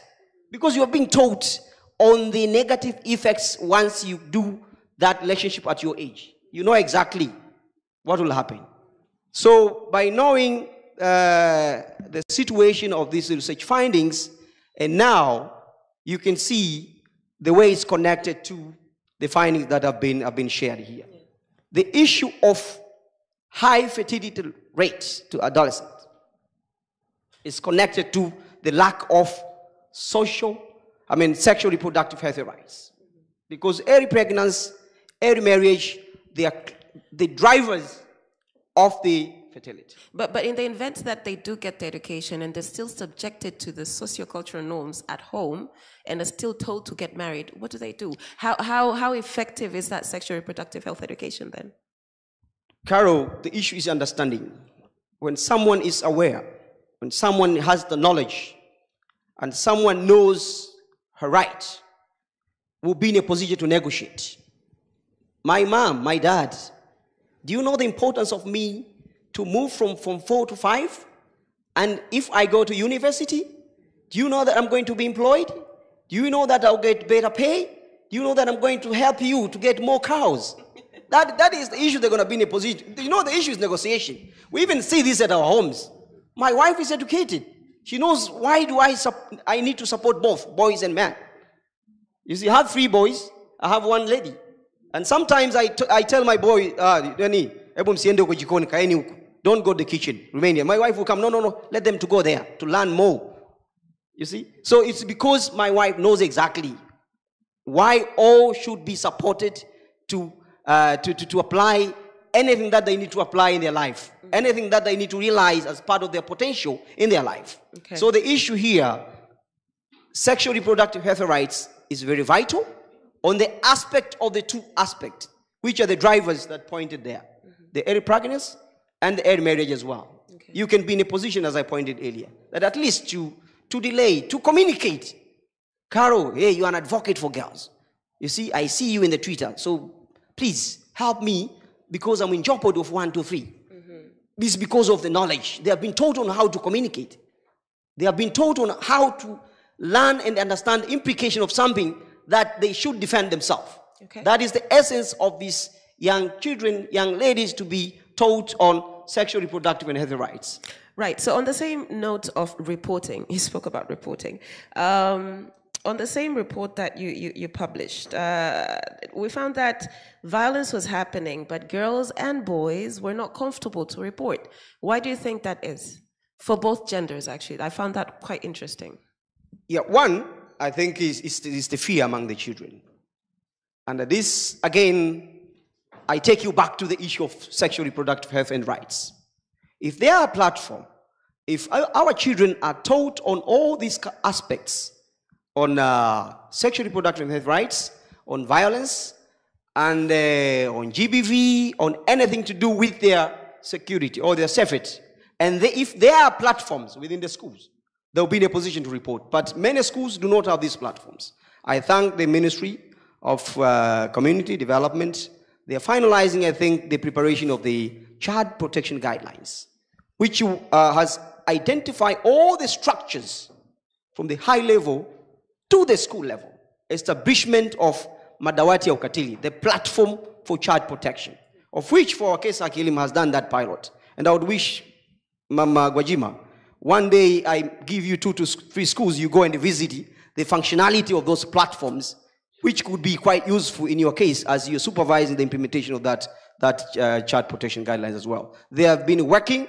Children have platforms, the Sauti Yangu boxes, reporting and responses box, and they have been taught these are the kind of violence. Once you feel or you sense, then write something and they go and they put that thing there. And then there is a structure on when to open that Sauti Yangu boxes, the reporting responses box. And then all the entries are reviewed. So those which... By the teachers? Can be, the entries. By the teachers? No, teachers. There is the matron. Okay. There is a leader of the champions. Each school has 20 champions. Okay. Then the leader of one champion who has... her key. And then the matron has his, or the patron has his key. And then there is a friend of education coming from the community side. So they go both in tripartite, and then they open that box. And then they open one, they read, they put there, they record. And then they open the second, they read, they record. At the end of the day, they pick those that they can deal with within a short period of time, and then they do the referral for other cases that are in jeopardy to that student as well. Okay. And it has been very functional. We have rescued so many girls that were in risk of dropout, and then supporting them with a bespoke support to get back to school. That's really good to hear. Thank you for that, Bonaventure, and I hope that the minister is actually going to follow up on that. Now, we're running out of time, I do realize that, but my 2 last questions to you, Helen. So we see that the report has used the World Bank Group Gender Strategy Framework. I just learned from it from the report that was sent to me. But can you explain to us the importance and uniqueness of using this framework to understand gender issues? Yeah, no, thank you. Thanks, Carol, and thanks to my fellow panelists. I think it's been very, very enriching to hear and the passion that's in this topic. So now turning to a strategy, it might seem a little bit dry, but I'll try to keep it engaging and light. So, I mean, I think Ya explained very neatly the strategy. It has 4 domains. We talk about access and improvement in endowment. So there is health, it's education. We talk about improving gender equality in economic opportunities, access to jobs. We talk about assets, women having access to financial inclusion, women in agriculture having access to agricultural inputs, and so on. And then finally, we talk about voice and agency. And there we talked a lot about gender-based violence. We'll have a whole session on that. And we didn't talk as much about it, but it's also the role of women in decision-making, in positions of power. We mentioned some of the ministers. Of course, the president now is a woman. But I think the uniqueness of it is that you cannot achieve gender equality if you just address one of those areas. You really need to work throughout. So we've seen there's been progress in endowments. We've seen the enrollment rates have gone up, which is great. But if there's not progress in economic opportunities and there are no jobs for girls to get, you know, that education will do some, of course, but it will not fulfill its full potential. And same if a girl is able to get a job, maybe she wants to be an entrepreneur, but she's not able to access credit because there are gender discriminations against women to get access to credit. Her company will not be able to reach its full potential because she's not getting those assets to her. And I think finally in the last domain, and we'll hear more about that, and I think that the poetry we heard was very touching. Very powerful. If a woman, girls, if there is abuse, if they are held back at home and by social norms, they're not going to feel their potential in any of these areas, because I think that's underlying their whole potential. So we need to address it in all these areas. Okay. And in the strategy, we talk about it's the importance at the household level, it's in the markets, it's at the institutional level, and it's informal and formal. And just to say, since I'm from the World Bank, sitting here representing the World Bank, just to say that in the World Bank, we roll out this strategy now, and we are looking at addressing women's opportunities, girls' opportunities throughout our different sectors that we have in the World Bank. So we have in Tanzania, for example, we have a big program in transport. We're looking at strategic opportunities to make sure that those projects that we do with the government of Tanzania also looks for opportunities that are strategic to help women and girls. Right. We don't want to do a mainstreaming, tick the box. We want to work where it matters. We want to be strategic. And we want to think about specific activities that can really make a difference in the lives of girls and women and men and boys as well. So we're doing that. We're looking at opportunities in our sector work. We are also looking at on the policy agenda. This is what this event is part of. And then we are also complementing that in some cases with specific projects that are really focused at the core on women and girls empowerment. And we do that a lot in our health and education sectors, in the endowment bucket, but we're also doing it now more and more as an institution to have sort of freestanding operations that have as its core.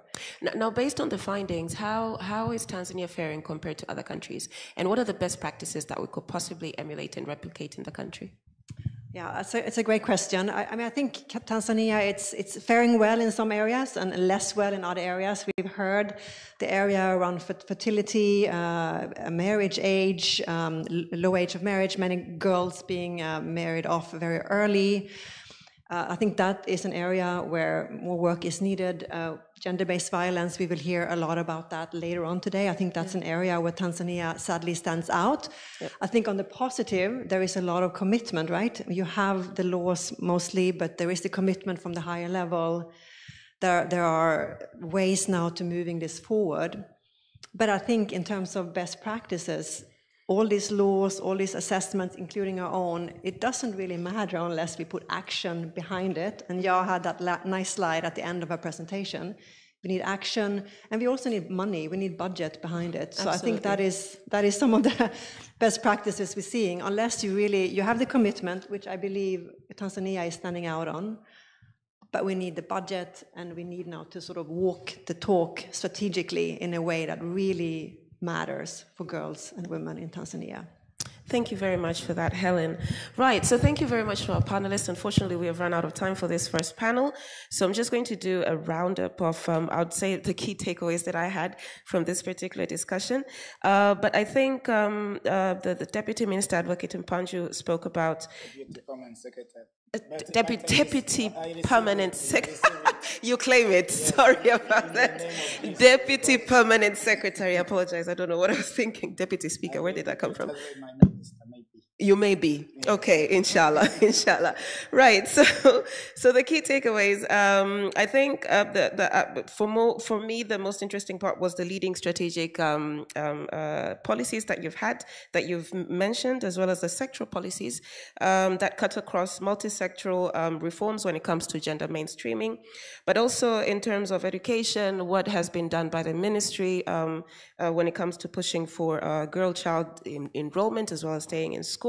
But also the many examples that we've heard, or the one example that we've heard from Bonaventure in terms of how these special schools for girls could actually contribute and encourage girls staying in school. And last but not least, the framework that Helen had mentioned that provides us with an overview, but also an opportunity to do an intersection and an interlinking of sorts to ensure that we have what we call a holistic approach when it comes to gender mainstreaming and gender equality. I would like to thank you, our panelists, and invite you to step off the stage as we proceed to the next segment of our activity. Thank you very much. A round of applause, please.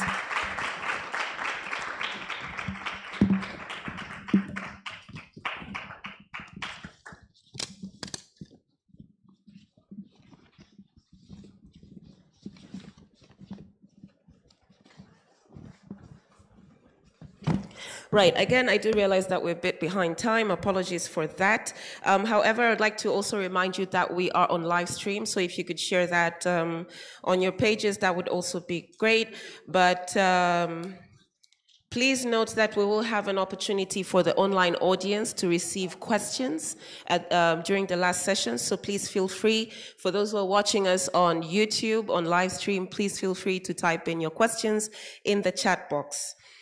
Right, so now without further ado, I would like to now welcome you to direct your eyes to the screens, please, for the second poem that was prepared specifically for this event from Miss Neema Komba. Binti Salam. Wanahoji alikuwa nani? Ni mtu maarufu hapa mjini au mtoto wa nani? Maisha yake alikuwa vipi? Ni mrembo, mcheshi au mambo safi? Alivaa nini? Alikunywa nini?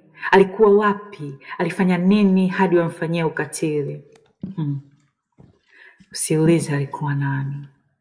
Yeye ni dada yako, aliyekuwa njiani kwenda dukani kununua mahitaji, lakini bila sababu wakamfuta kwenye kichaka, wakaiba thamani yake na kumtupa kama ni taka. Haiba yake wakaichana mithili ya nguo yenye kiraka, lakini wale vijana walisema eti kisa ni kanga. Haikuwa ngumu ya kutosha kuficha maumbile yake machoni mwao. Mwendo wake wa upole uliwaita, wakatamani, wakachukua kwa nguvu kama vile mwili wake ni mali yao. Walimgaragaza chini kwenye kokoto, lakini hata ncha za mawe zilivyochoma mgongo wake hazikuwa kali kuzidi macho yao, yaliyomvua thamani na kumfanya si mtu, si kitu, bali mzoga, mwanamke asiye na haki ya kuishi huru na salama ndani ya mwili wake. Usiulize alikuwa nani. Ni mama yako nyumbani kwake, anayejipa moyo kuwa zimwi likujualo halikui likakwisha, na siku moja hapana yake itakuwa halali kwa mume wake, lakini sauti yake haisikiki na kilio chake cha kwikwi hakimsikitishi. Anaendelea kumpiga kama mwizi, tena pamoja na maumivu analazimisha ale zake mbivu bila kujali bado ni mbichi. Huyatazama madonda yake kwa uchu na kusema si mtu, si kitu, bali mzoga, mwanamke asiye na haki ya kuishi huru na salama ndani ya mwili wake. Usiulize alikuwa nani. Ni binti yako wa miaka 6 ambaye hajatambua kuwa jinsia yake kumbe ni mwiba. Jirani yako wa karibu ameamua kumfundisha, na somo lake la kwanza ni kuwa katikati ya miguu yake kuna uwanja wa vita, na jirani ndio komando mkakamavu. Anafyatua risasi bila ya wasi, anamlipua na bomu la oga, na kisha kuuzima mwanga wa nafsi yake ya utoto na kumwachia giza totoro lenye mizimu yenye kumkebehi. Eti si mtu, si kitu, bali mzoga, msichana asiye na haki ya kuishi huru na salama ndani ya mwili wake. Usiulize alikuwa ni nani, wala usioje alikuwa wapi, alivaa nini, alikunywa nini, alifanya nini. Ukatili hauna sababu zaidi ya ukatili, wala si mavazi aliyovaa au njia aliyopita au umri alionao. Kimini, suruali, baibui, zote si salama. Barabara kubwa na uchochoro, zote si salama. Binti mdogo na bibi kikongwe, wote si salama. Nasi tumechoka lawama zenu. Simwakamate hao waliohasi na kulaani matendo yao. Usiulize alikuwa nani. Ni mimi, ni wewe, ni wao, ni sisi. Binti Salam, wanawake wenye haki ya kuishi huru na salama ndani ya miili yetu, wanawake wenye haki ya kuishi huru na salama ndani ya miili yetu. Oh, wow. The second poem is called Survivor, and this is inspired by my own experience. Okay. Thank you very much for that. A little technical thing here going on, but yeah. Wow, that was powerful. That was Neema Komba with our second poem for today. So should I use this one or do I? Okay, there we go. Thank you. Right. For the second part of our session, we're going to have a discussion on the gender-based violence assessment report, which also drew into the stakeholder engagement that was conducted by the World Bank. But before that, I would like to welcome Ms. Gemma Todd, education specialist from the World Bank, to do a presentation on that. And in the meantime, the panelists for the second session, please get ready.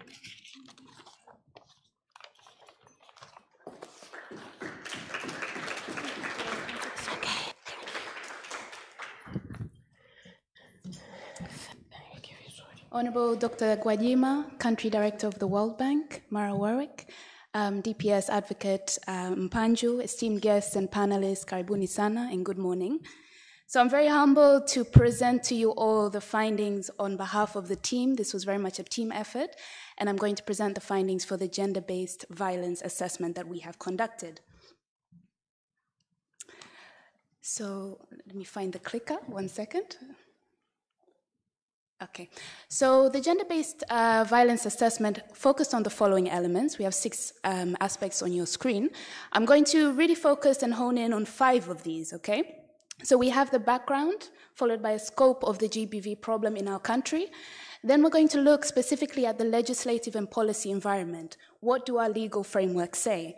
Followed by that, we'll look a little bit at the systems and coordination mechanisms responding to GBV, and then look at more detail about the response and prevention programming we have across our country responding to the GBV issue.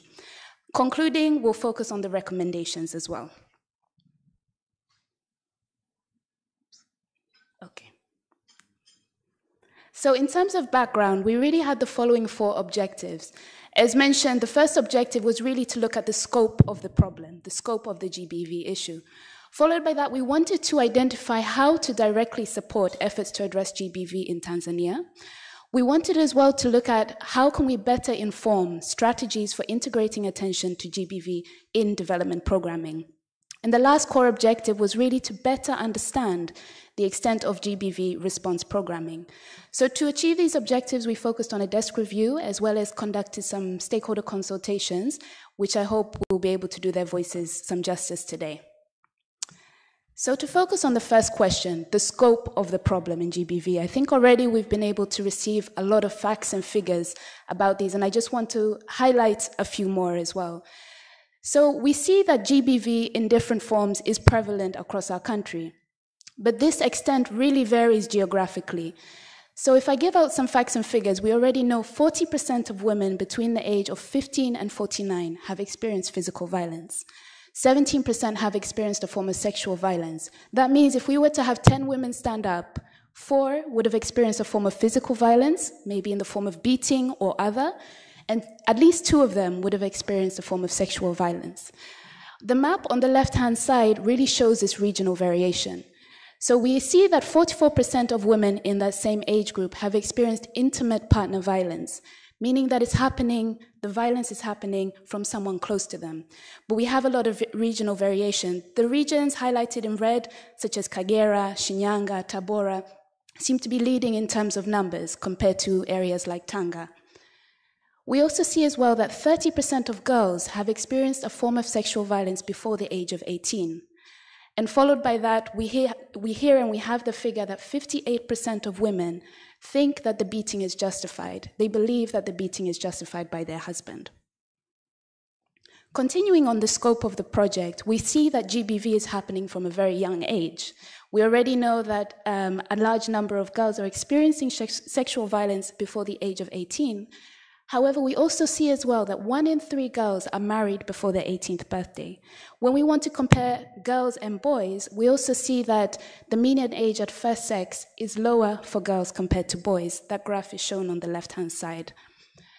We also see as well, if we focus in on children, 75% of children have experienced physical violence by someone close to them, by a relative, again, showing the fact that it's happening from people that these victims know, before the age of 18.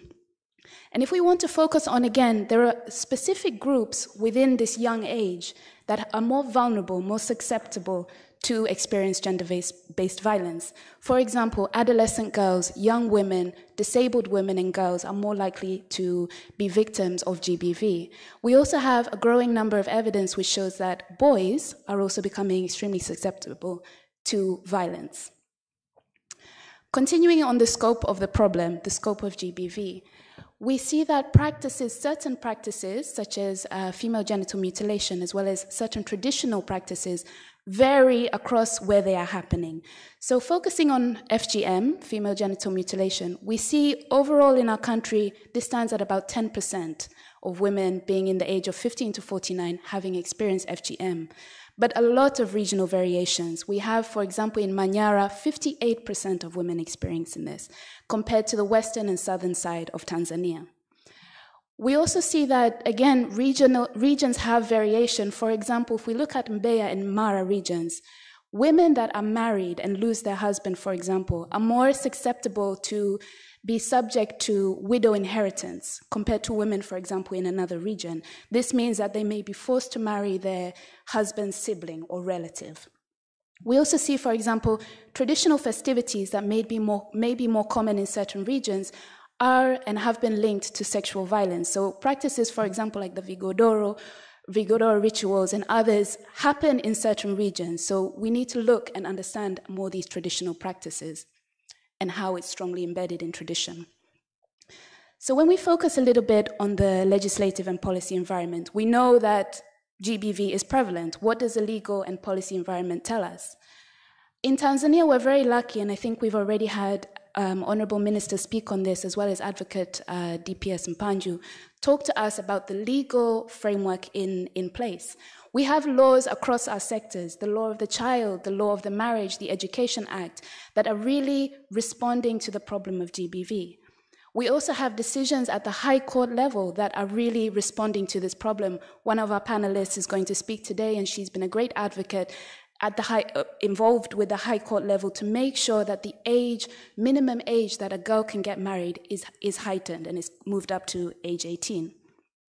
We also should be very proud. We are one of the very few countries that have a national plan of action to end violence against women and children. We have that for mainland Tanzania as well as for Zanzibar. This is something that hasn't been achieved across all countries, but we have that. So we have a very good framework in place. So within this positive environment, of course, there are challenges, and we want to receive them as opportunities. On the one side, we have the Law Against Marriage Act of 1971. It still states that the minimum age for marriage is 15.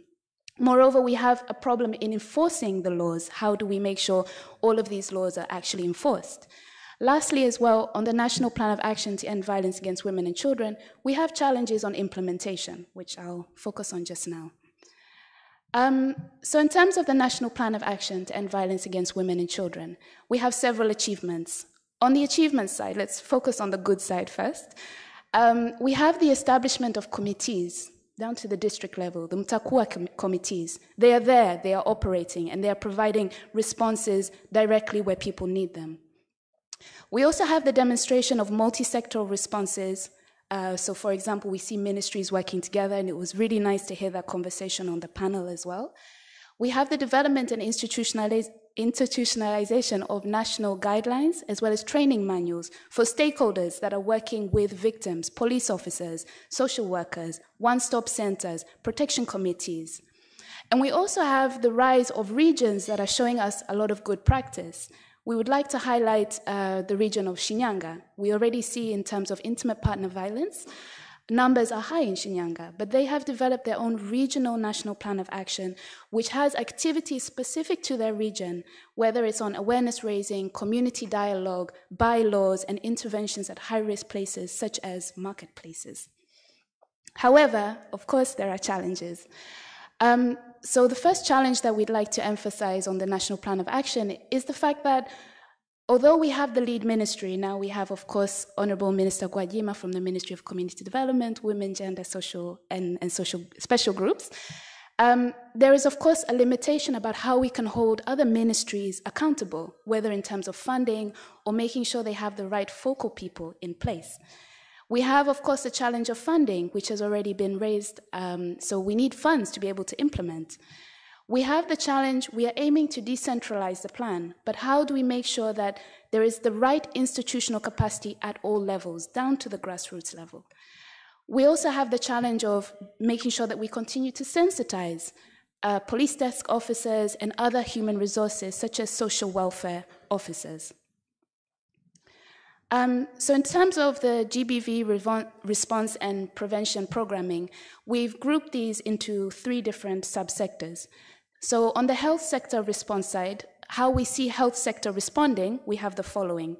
Of course, we have our national referral system. We have our dispensaries, our hospitals, our healthcare clinics, our district hospitals, regional hospitals. They are there and they are ready to receive people. We also have the rollout of the one-stop centers, which of course we understand as well are able to provide some counseling provision. On the psychosocial sector response as well, We see that there are numbers now available for citizens to call up if you have any type of issues. You can call 116 and be able to speak to someone toll-free and receive certain advice. We also have social workers which are now able to identify GBV and violence against children risks. At the school level, we've heard a lot from stakeholders working in education. We know that we have guidance counseling teachers in place, and we also have grievance mechanisms so that children can actually express if something happens. On the legal justice and security response side, we have a lot of positive practices as well going on. In Zanzibar, we recently have set up the fact that designated judges have now been appointed for a special family court. This means that cases of GBV are able to be fast-tracked and receive a quick response. We also see increased effort from the government, private sector, and CSO to actually provide free and low-cost legal aid. We see and have heard about the establishment of the police female network, and also the fact that we have gender and children desks being set up across the country as per the guideline. So across our country, we are responding to this problem, the problem of GBV. And we also see that at the district level, there's a district case management system in place, and our committees are there and functioning. But of course, with this positive picture, some challenges we would like to highlight. On the health and psychosocial response side, we have social workers, yes, but we have a deficit of social workers. It's estimated to have about a 62% of social workers, so we need more people. We also need to continue and make sure that our people are being trained to receive and to be able to handle the cases. Again, the issue of funding. We also received some concerns from stakeholders that many of the healthcare providers were actually somehow perpetuating certain gender norms. We have to remember that within a system is people, and people have certain norms and social ideas, so we need to make sure that we continue to tackle those. Also, in terms of the quality of the service as well being provided, we need to make sure that we continue to focus on a survivor-centered approach. In terms of the legal justice and security response, we have the legal framework in place, but we also see that few cases are reported. We see that prosecution is even lower. So we need to continue to build on that. Even in terms of the infrastructure gap, we have gender and children desks available. However, they haven't all been capacitated across the country. So we need to make sure that they continue to meet the standards that the ministry expects. We also have the continued presence of problematic laws. For example, we've heard about the customary law of inheritance and also the law against marriage act as well. These seem to, in some ways, contradict as well some of the legal frameworks that we have emphasized.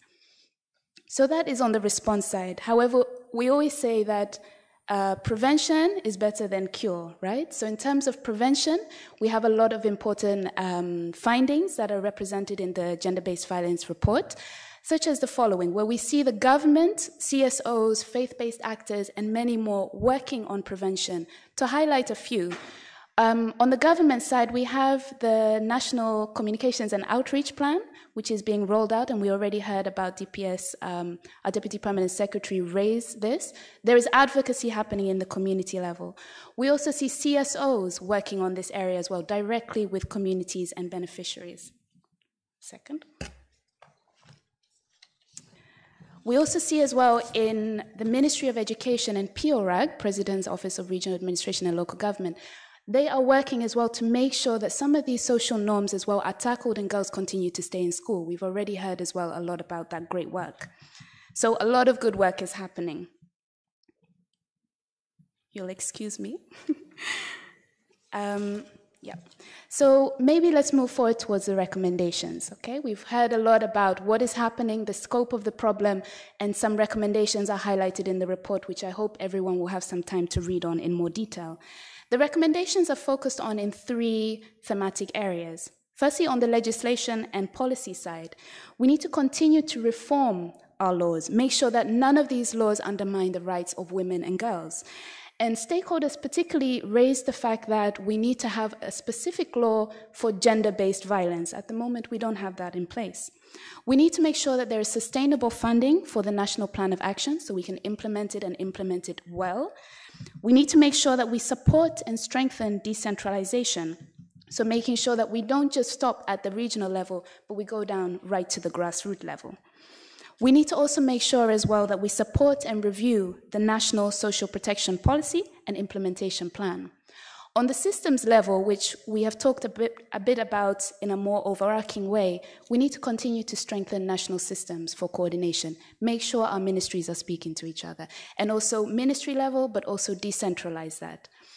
We need to also invest in improvements to GBV information system, make sure that the data that we are collecting is of quality and we can use that to make decisions. We need to also, of course, make sure that we are engaging with men and boys, which is a big topic that has been discussed so far.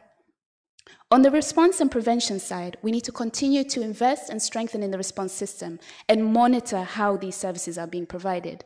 We need to continue to build human resources, such as, for example, social welfare, one-stop centers, police, and committees, make sure that they are able to do their jobs properly. On mainland Tanzania, maybe we want to consider taking and learning from example of what is happening in Zanzibar with the special family court. Could something like that work in mainland Tanzania? And will that help to fast-track some of the cases that we have here? We also need to continue to build legal literacy among the population and make sure legal aid is accessible by all. And lastly but not least, we need to make sure that we prioritize prevention as much as response. So that includes tackling, of course, social norms. Yes. So I would like to end with a quote, which is coming from one of our stakeholders as well, the Legal Human Rights Council, where they really emphasize the importance of engaging with men and the fact that we can't move forward if we don't move together. She says the following: I give you an example of the FGM program in northern Tanzania. We were involving the mutilators, who were the women, but we saw we were leaving the men behind. The men are the ones who are the perpetrators. Not physically, but setting the calendars, giving resources for the FGM festivals and everything else. Involving men has been very successful to reducing the FGM in this region. And she was talking about Mara, Mwanza, and Arusha in this case as well. So asanteni sana. I think I'll stop there. Thank you very much for that presentation, Gemma. And I think my one key takeaway from this is the gender-based violence law. We really, it's about time we have that. And I do hope that is going to, the minister and the ministry, I do hope that they are going to take into account online gender-based violence. I wouldn't be Carol if I wouldn't mention that, because I'm quite a big stakeholder of elimination of online gender-based violence. Thank you again for that presentation, Gemma. I would like to now call on the panelists to come on stage. And before we begin our panel discussion, we'll have a short video that we're going to watch. But before that, allow me to call on Fatma Karume, a human rights activist and an advocate for the rule of law, civil and political liberties. Welcome very much. Our second panelist is Rebecca Gyumi, who is the founder and executive director at Msichana Initiative, our very own Shiro, who is really fighting to end child marriages in Tanzania. So a round of applause for her. I would now like to also welcome the Commissioner for Social Welfare, Ministry of Community Development, Gender, Women and Special Group, Dr. Nandera Mahando. Karibu sana. Also from the civil society, Cecilia Asay, who is the Deputy National Coordinator of Women in Law and Development Africa, WILDAF. Karibu, Cecilia. Last but not least, we have Lucy Tesha, who is a program specialist on ending violence against women and girls at UN Women. Karibu sana dada Lucy. Right, before we begin I'm confusing the mics now. Before we begin our panel discussion, I'd like to direct your attention to the screens so that we can have a representation of voices from the Wananchis, citizens' voices on gender-based violence.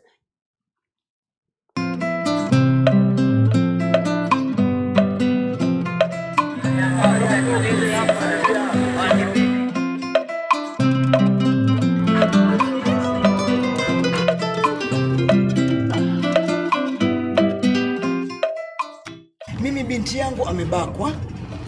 Mwanangu alivyobakwa nilichukua sheria Nilienda kwa mjumbe kutaka kunipa ushirikiano, nikampigia mwenyekiti. Lakini nilichogundua pale pale mtaani kwetu kuna mtu alimbeba yule mbakaji kwa kutumia pesa. Mimi pesa sikuwa nayo. Mabinti wanaolewa wakiwa wadogo sana. Kuna wazazi wengine kishaona maisha yamempiga kidogo, mwanangu si naye mzuri. Na kuna mtu amekuja au kuna mtu namuona na mwendea, let me nimsogeze pale mtoto wangu. Kwa hiyo unakuta binti anaolewa akienda kwa mume kama hajalawitiwa, kwa sababu kila mtu ana tabia zake na makuzi yake. Lakini pili, kama hajapigwa. Tatu, basi atakuwa amefanywa vitu vingine ambavyo atakaa ajute maishani mwake, ambako kisaikolojia kwa hali ya kawaida hatakuwa bora wala vizuri kabisa, na hapo utakuta kashazalishwa. Mfano hata hii sheria ya ndoa ambayo imefanywa marekebisho mwaka 2019. Moja ya ground ambayo inaweza mtu ukaichukua kama as a defense kwenda mahakamani kudai talaka ni moja cruelty. Cruelty ni ukatili wa kijinsia, ni kupiga, yani kufanya nini, yani kuiva. Hasa masuala kama haya nguta yanaenezwa na watu wanakuwa na uelewa kujua hivi vitu, tungeweza kidogo kupunguza haya mambo. Sisi kama mabinti kuweza kujitambua thamani yetu ni ipi, kwamba sisi wenyewe ndio tuwe kipaumbele, mstari wa mbele kuweza kupigania hilo swala, kuweza kuepukana na hizo changamoto, kwa sababu sisi ndio wahanga wa kwanza.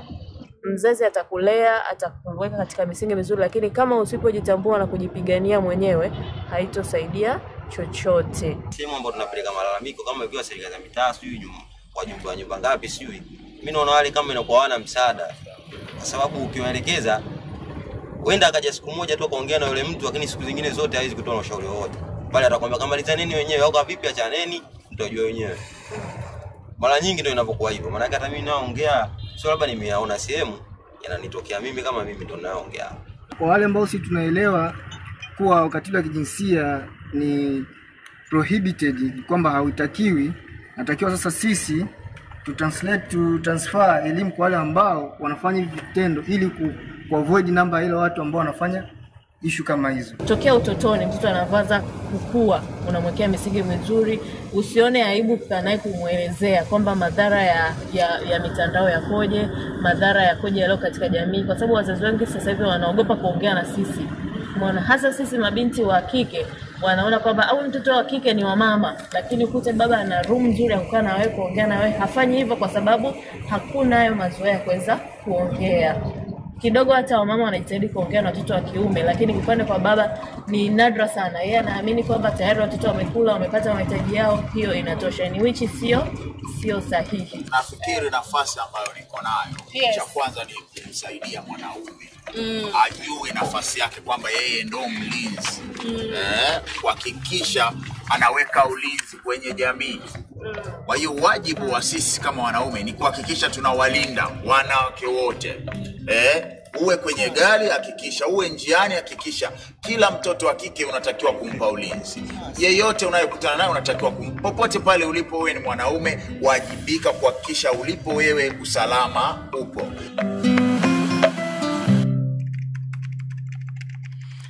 So the ending note on that was collective responsibility. Also, like they all have a role to play. So I'm looking forward to that. Actually, Fatma, that's your question. So I'm not going to jump into that moja kwa moja, but I'll start with the Commissioner, Dr. Nandera. We know that the National Plan of Action is coming to a close. So we'd like to hear from you in terms of when you're evaluating its implementation, what were the key successes and achievements, but also what were the key challenges? Thank you, Carol. Just before going to the NPA VAC success and challenges, I was just thinking about the report that has just been, presented, and I'm still in my mind. Something is telling me there are still some gaps in terms of we need to think about the report and pathways. How are they? I didn't hear that being talked about that The much. reporting pathways for gender-based violence, okay. Are the girls, are the women, are they ready to report violence? Do they trust the places that they go to report? Those are the things we need to emphasize and, empower mechanisms of reporting. I didn't hear much about that, but I would also like to talk about the issue if I compare to my recent report with Dr. Jumanne Gomera, but that is particularly on higher learning institutions in 6 campuses at the University of Dar es Salaam and the University of Dodoma. And when you look at the statistics, they are comparable. So you can see this report that it really tells us. Imagine educated girls still have a little bit higher than the national statistic in terms of issues of GBV. So if you in look, higher learning institutions. In higher learning institution. Okay. If you look at men who believe wife beating is okay at our universities, you find that it's 59.9% as compared to women who believe that wife beating is okay, 48.6%. This is a little bit higher. So you need to question yourself, because this is the place where you'd expect that those who are educated will be, more, observant and aware of the situation. So you also find that pathways of reporting are not understood very well. So this is a very important place to look at, and around 31.9% for men versus around almost to 30% for women. They are not ready, and they don't trust the people they go to report to. So we need to look at, is our social welfare officer, the police gender desk, how are they? Are they friendly, user-friendly, and issues like that? But we also need to know that most of these women are going for help, and girls, for example, in terms of sexual reproductive health, to government health centers. So those are areas that really need to be strengthened in terms, but also to allow social welfare officers who can welcome them, counsel them. But another important place that was spoken about was the start of the children protection desks in schools. These are very important areas that need to have a good referral to the district level, but also in terms of reporting. So there should be support in terms of the guidance and counseling teachers who are able to, communicate with the students in school. Of course, there were issues raised about the bad traditional practices, which this requires the inclusion of both men and women, so that many of the activities or interventions that are happening can really reach out to both groups. Bad traditional practices, somebody here was saying, okay, it's the men who think about or who plan about the events. But we really need to think about our aunties and bibis, the grandmas. They are the most initiators of these practices and supporters, because it happened to us. I was circumcised. There is no problem. When you're beaten by your husband or your boyfriend or partner, okay. No, don't come. Sometimes it doesn't start with okay. It starts with about what is going to happen with the family image. We are religious, sometimes maybe our clan, our family. So, good example set in the village, in the area. So if you report, it becomes a problem for the family. So as a result, this feedbacks into the police gender and children desk, but also the social welfare officers and the law in general, because it becomes difficult, when there are cases, families pull back and they're not ready to support. So we need a lot of not just education, but communication, highly media, also that will go down to villages to change the perceptions of people, and people should come up front and not see a problem when you're violated, that this is my problem. It is not your problem. So just starting from there. Thank you. Yeah, then I will move to the NPA VAC committees. Our minister, but also our deputy permanent secretary has spoken to some of these. Well, the NPA VAC now is in the process of reviewing. In fact, right now we have the inception report, and we have the consultant and in the inception report. So that is where the process is. So far, what have we realized for the past 5 years that we've had it? Some have been mentioned already in the report. We have the protection committees, which were started, and these protection committees have assisted women and children. About 18,186 women and children have received services nationwide. And if you compare this with before, you will see that it's an increase of around... What was the number before? The number before was 16,843. So it's an increase of 1,843. What does this tell us? It is an increase, but not enough. Absolutely. Yeah, so what tells us is, which is what the ministry now is concentrating on and really focusing, is to empower, to enable, in terms of funding, the NPA VAC committees, because these are the ones which are at the ground, from the national level, district, ward, to the village and street level, so that they can be able not just to respond, but also prevent gender-based violences, but also provide children protection. But other successes are, as mentioned earlier, we now have 21 one-stop centers around different regions, but we also have there are around 9 safe houses in this country now that are providing services to women. So when you look at 9 safe houses all over the country. Yes, all over the country, and the government itself has been able to serve 269 survivors, because we also have a one-stop, a drop-in center and a safe house here in Dar es Salaam at Kurasini. But we have also managed to serve around 1,857 survivors within the 21 one-stop centers. And children, we have been able to serve 1,072 children, and among them, 412 are boys and 660 are girls. Some of the others, I will not mention them though. It seems like the time is not enough. So I'll try to... Let's go to the challenges. The highlights. Mm-hmm. Not just before the challenges, if you may allow me, I would like a bit to talk about.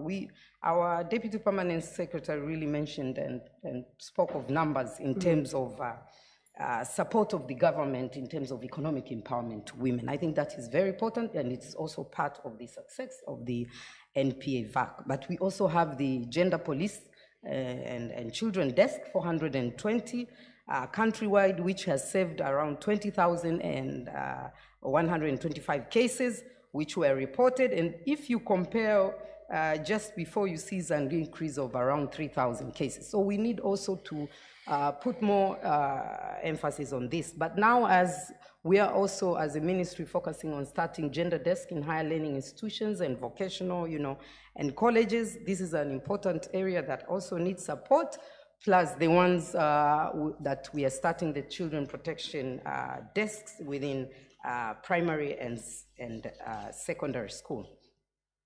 But I would like to talk about also a bit connected to the NPA VAC is the protection of children. And as you are aware, that the ministry manages 5 juvenile detention centers. And these are in some of the regions here in Tanzania, but we also have one juvenile correctional school. And at this moment, we have around 413 children, which 380 are girls and boys, and 33 are girls, who have passed through and are receiving assistance through the juvenile courts and the correctional school. But if you compare to this, you'll see that the number has really increased from where we come from. So we somehow see a decrease in some of the boys who are passing through the juvenile, but we are having, unfortunately, a little bit of increase in girls. And we also have programs run by these juvenile correctional centers, and 78 children have been able to be reintegrated with their parents, but we also have around 148 children who have been able to be given different, assistance like education, medical service, and so on.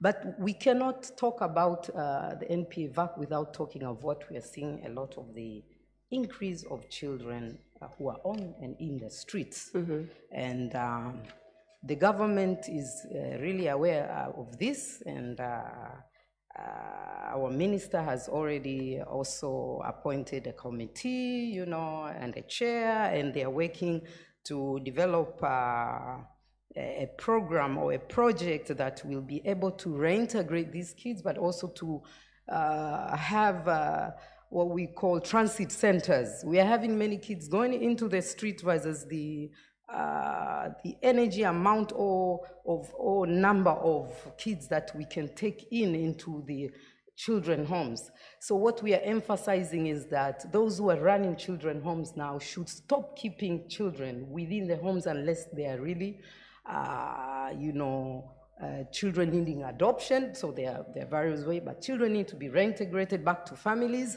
so that those centers become areas of rehabilitation and reintegration. Okay. And we are able to save these children on the street.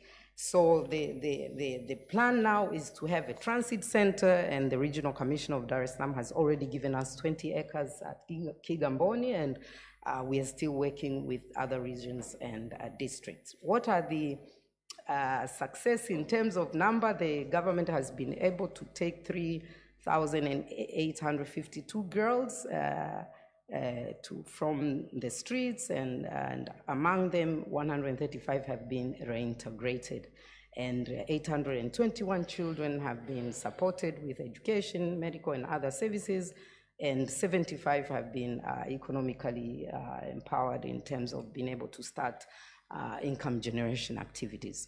So let me just say in a short snapshot of that about NPA-VAC and the revision going on, which will tell us more in concrete in terms of numbers and progress and failures, and just move to the challenges. Mm-hmm. One which is, has been mentioned is the inactiveness of the NPA-VAC committees. If these committees are really revived, supported well, and funded throughout, these are very good points for being able to see when Swahili we say viashiria, you know, when indicators mm-hmm. before, you know, so that they can prevent. But we also need to call all our leaders from, you know, district, ward, village. We have chairmen, we have these street leaders. Why are these things happening? And you know, they come to them, they talk about the problems happening, but people do not report. By the time we get the report, my minister, my permanent secretary, or myself, or a social welfare officer, you hear that the story, oh, my chairman knew, my chairperson knew, or you know, mwenyekiti wa kijiji, and things like that. So why? Oh, the family knows about this story. We live with the people. So the problem is we don't report them timely so that we can respond before there's a major problem. Because our role as social welfare is not just to respond, to prevent, which is the most important. So that is one. But the second thing is the lack of family support for survivors, as I mentioned, when these issues happen. But also there is a lack of enough human capacity. This is both for the social welfare officers, but also for the community development officers. But a glaring number is among the social welfare officers, and this was mentioned also by my minister back, I think not very long, where we really know that if you go to ward level and village level where the people are, and the street level, there's a glaring of 96.9.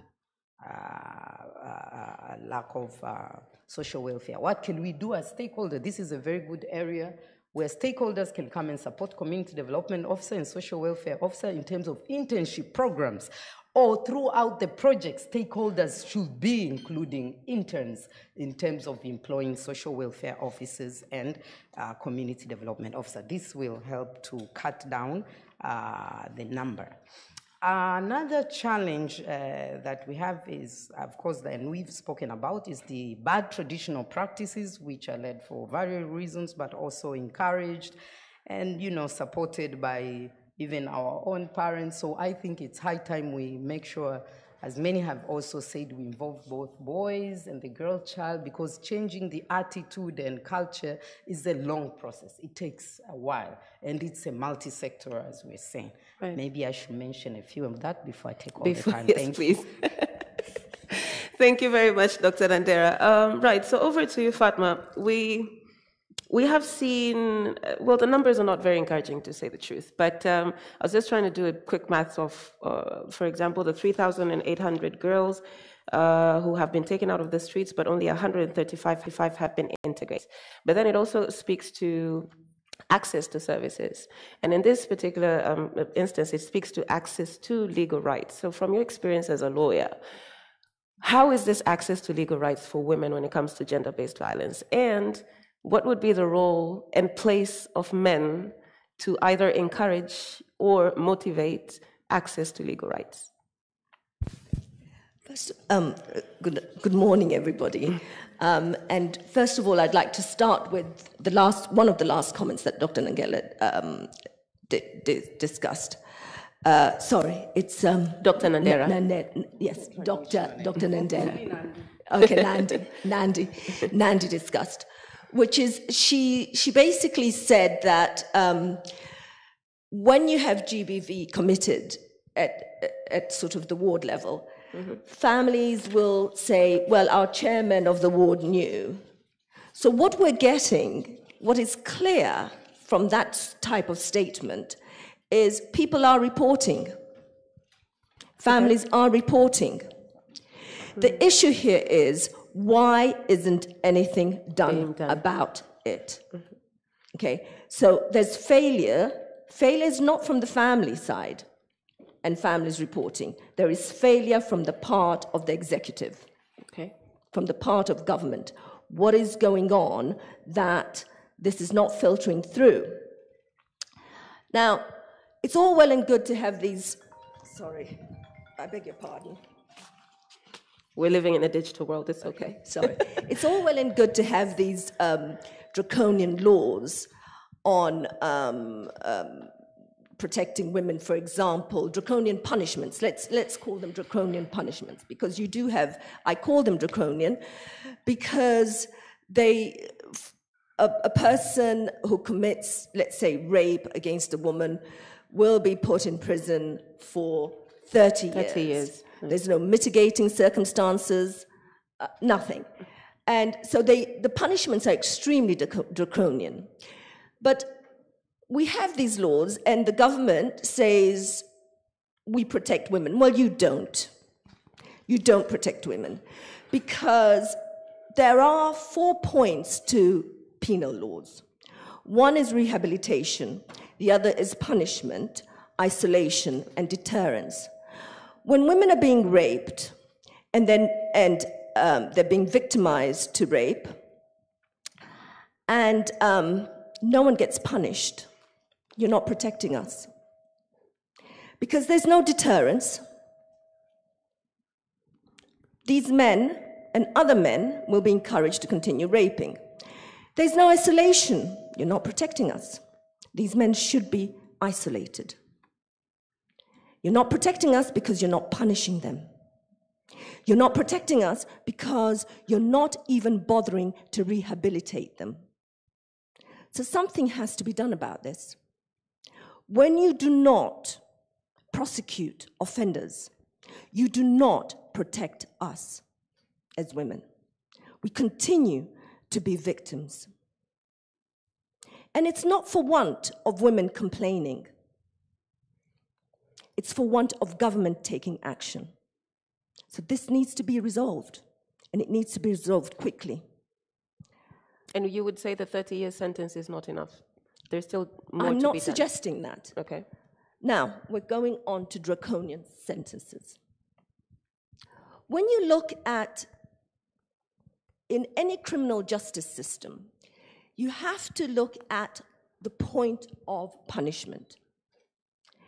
Any punishment must fit the crime for society to accept it. If the punishment does not fit the crime, society will reject it.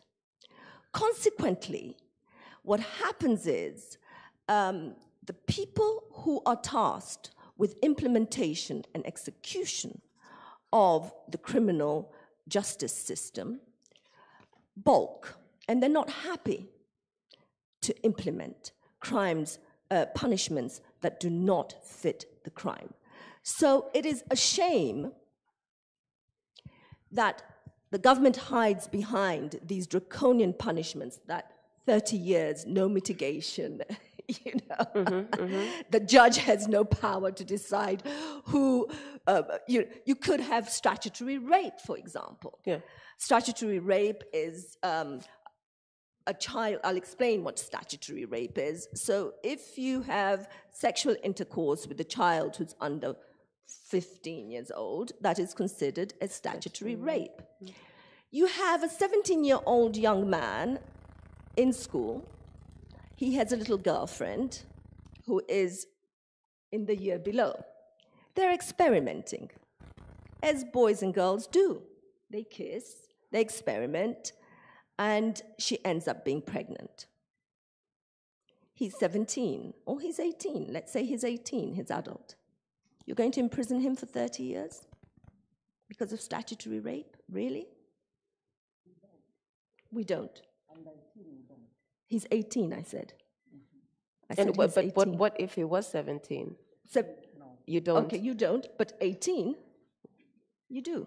So you're suggesting that the age... We have to, it's these knee-jerk reactions to social problems by implementing draconian punishments do not assist us as women. By legislating draconian punishments do not assist us as women. This is where you get mwenyekiti wa mtaa refusing to take the issue up. This is where you get a policeman refusing to take the case to court and saying, oh, sort it out amongst the family. Because he's looking at this 18-year-old boy and thinking, 30 really? years, yeah. 30 years? Yeah, okay. But wouldn't you say that 30 years is the rehabilitation that you're actually speaking into? Because prison is supposed to be rehabilitation. Listen. If manslaughter, let's try and be, I'm not suggesting, look, there are crimes, GBV has variations. You can have gang rape. Yeah. So someone who gang rapes somebody else gets 30 years. There are 10 of them gang raping a woman, 30 years. An 18-year-old who impregnates his girlfriend gets 30 years. Gets 30 years. Come on. So there should be different punishments depending on the variations. Exactly. Okay. Now, if you go to a policeman and you say there's been gang rape, he's more likely to say, yeah, round them all up. We're taking them to court. And the gang rape was with violence, with knives, beating. So there has to be this issue about setting a minimum punishment without, it's a knee-jerk reaction, without actually taking into consideration mitigating circumstances or circumstances that worsen issues, this has to change. It's not helping us, I can assure you. We have to look at, in England anyway, you don't have 30 years for rape. What do they have? It depends. Okay. It depends. So it's the variations that you were speaking variations. It depends what happened. It depends. There are mitigating circumstances. There are also circumstances that worsen the offense, and the punishment becomes higher. So a judge or a magistrate has discretion, but the discretion is very, very controlled, so that you set out what circumstances you have to take into consideration. Okay. To reach up to the 30 years, for example. Right. And I don't think a minimum 30 years has done us as women any justice. In actual fact, it's taken our course back years and years and years. Okay. Because the people in the system are men, and they're not happy to implement this punishment, which has no variations, it has no color, it's just flat 30 years. So I think this is something we have to think about really, really carefully. And I know the problem is, of course, the concept that it was sold by government to women as government. I remember 1998, gosh, clearly. It was 1998, I believe it was, after the Beijing conference and so on. This was sold to us women as government standing up for our rights and coming down hard on these rapists. And we have to research and see, has this worked for us? The reality is, it hasn't. So we have to know, why hasn't it worked for us? Because I need to see people being prosecuted, being rehabilitated, being punished, being isolated, and deterrence. Okay, so just a quick one. You've spoken about what happens after one gets access to legal aid, right? Now let's talk about the access itself. How would you rate the situation when it comes to women in Tanzania and access to legal rights? Leave alone what they find when they try to access it. Can they access it? We have organizations like Will Darfur offering legal aid, but how accessible are those services to the majority of Tanzanian women across the piece? Okay, so first of all, I'd like to, I know I'm going to sound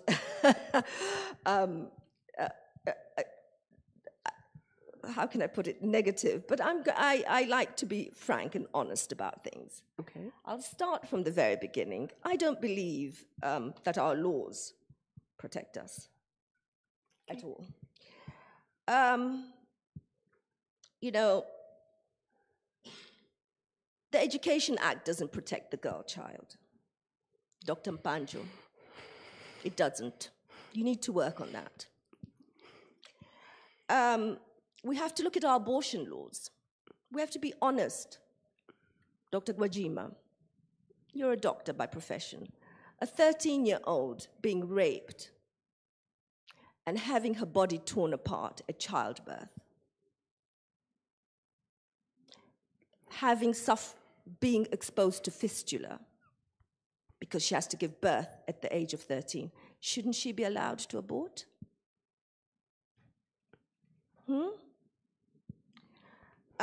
We have to look at right to inherit. Right? Right.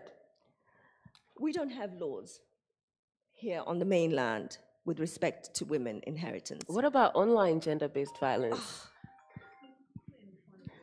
It just keeps going on, and I don't know how to switch Maybe it they're off. watching live. Maybe they so want to ask a sorry. question. Maybe they're trying to say, no, Fatma, don't say that. So we don't have right to inherit here. Okay. Okay. Women's rights to inherit are not protected. They should be. When I first came back to Tanzania from the United Kingdom as a new lawyer, I was involved in Taula, and we used to do a lot of work for women. And we were calling for we've been calling for an inheritance law since 1992. When I first came back here, we've been calling for inheritance law. The government has done nothing about it. I'm aging. I'm now a 53-year-old. I'm still sitting here waiting. When? You know, more than 25 years on. But what would you say is the holdup? What would you say is the holdup? If we're all about gender mainstreaming and gender equality, what is the holdup? Ask the men. I don't know. We've been talking about this. I mean, Dr. Mpanjo said men should lead. No, they should support us, not lead us. We need your support on this. We need you to support us on this. We need this law. We need girls back to school. We need a Fair Inheritance Act. Now, I'm going to say something about Zanzibar, because I read in the report,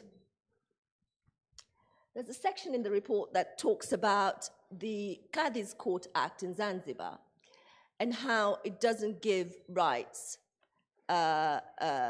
maintenance rights and EDA rights to women. You've got the wrong act.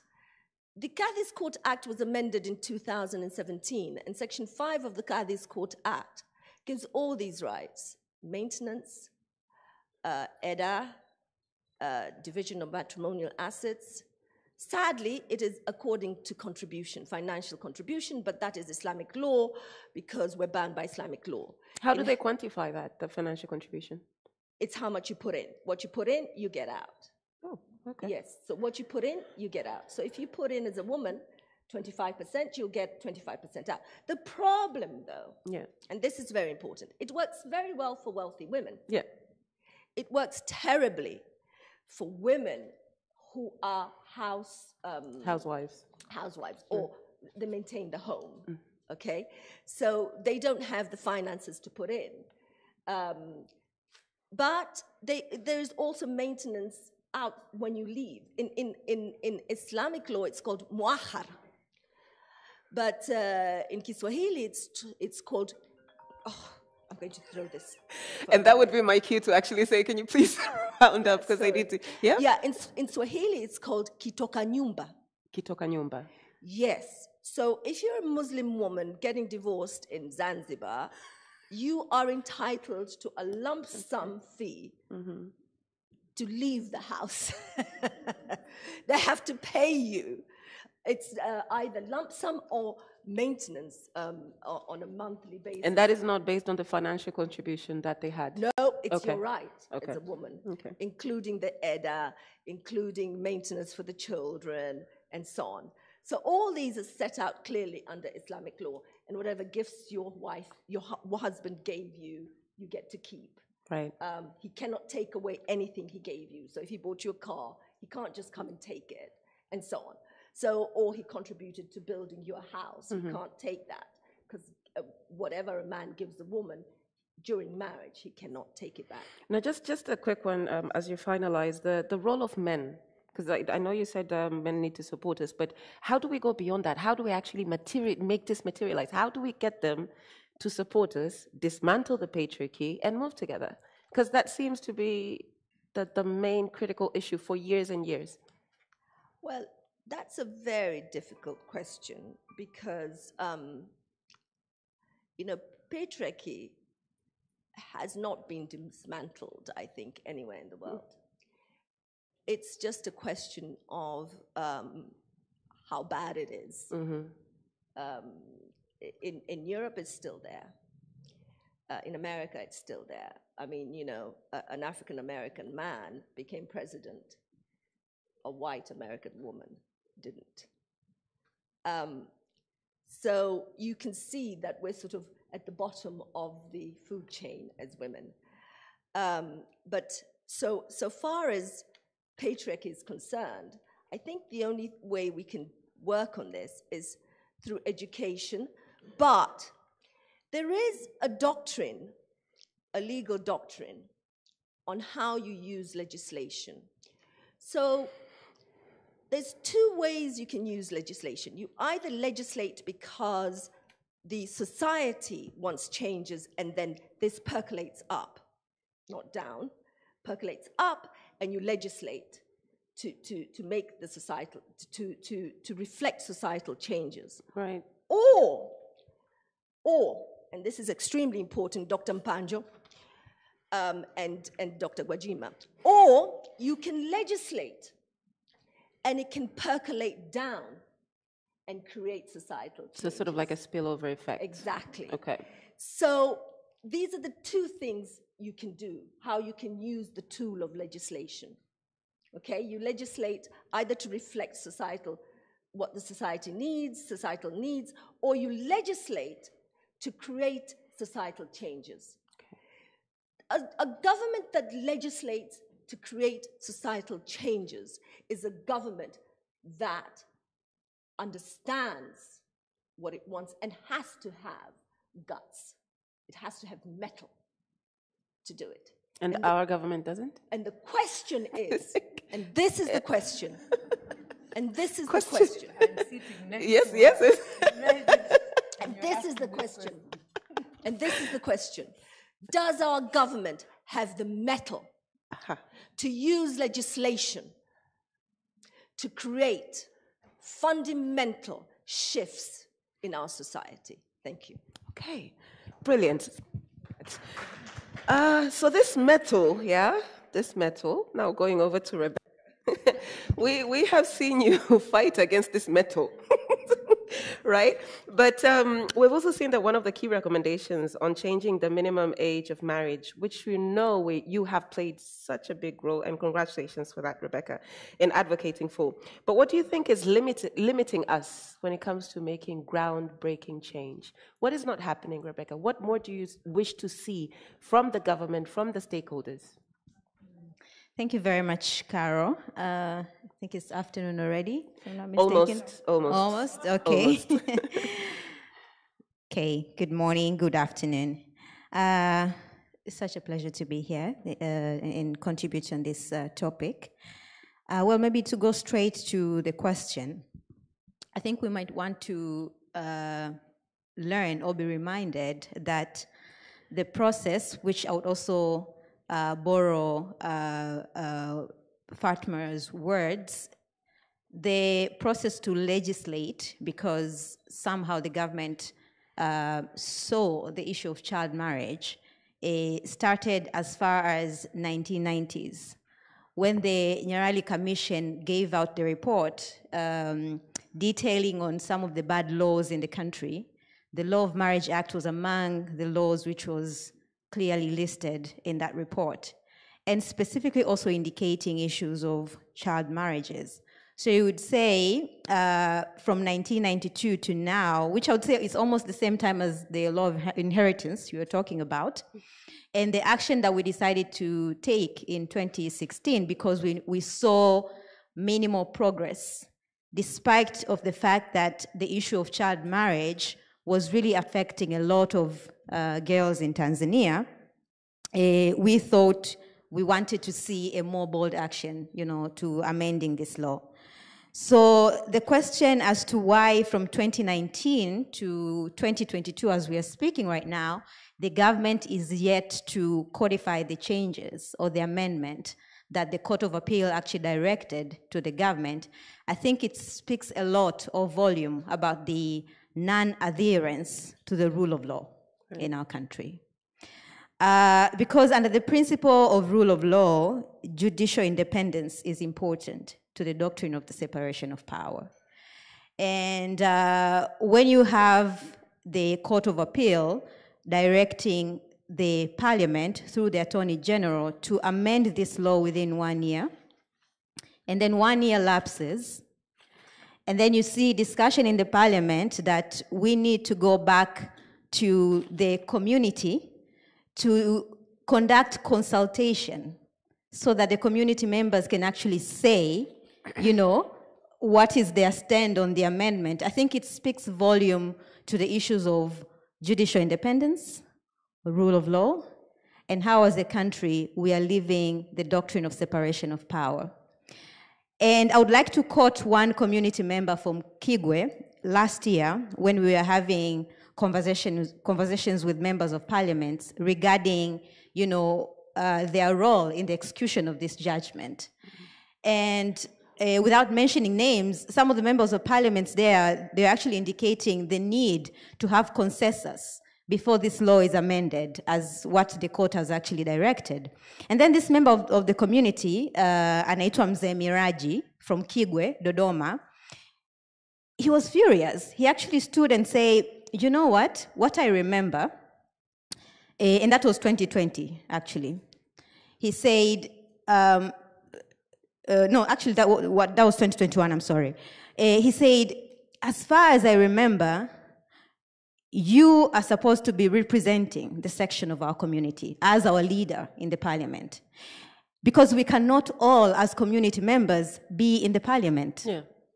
When the Court of Appeal, because of all the back and forth, including your own, as a government,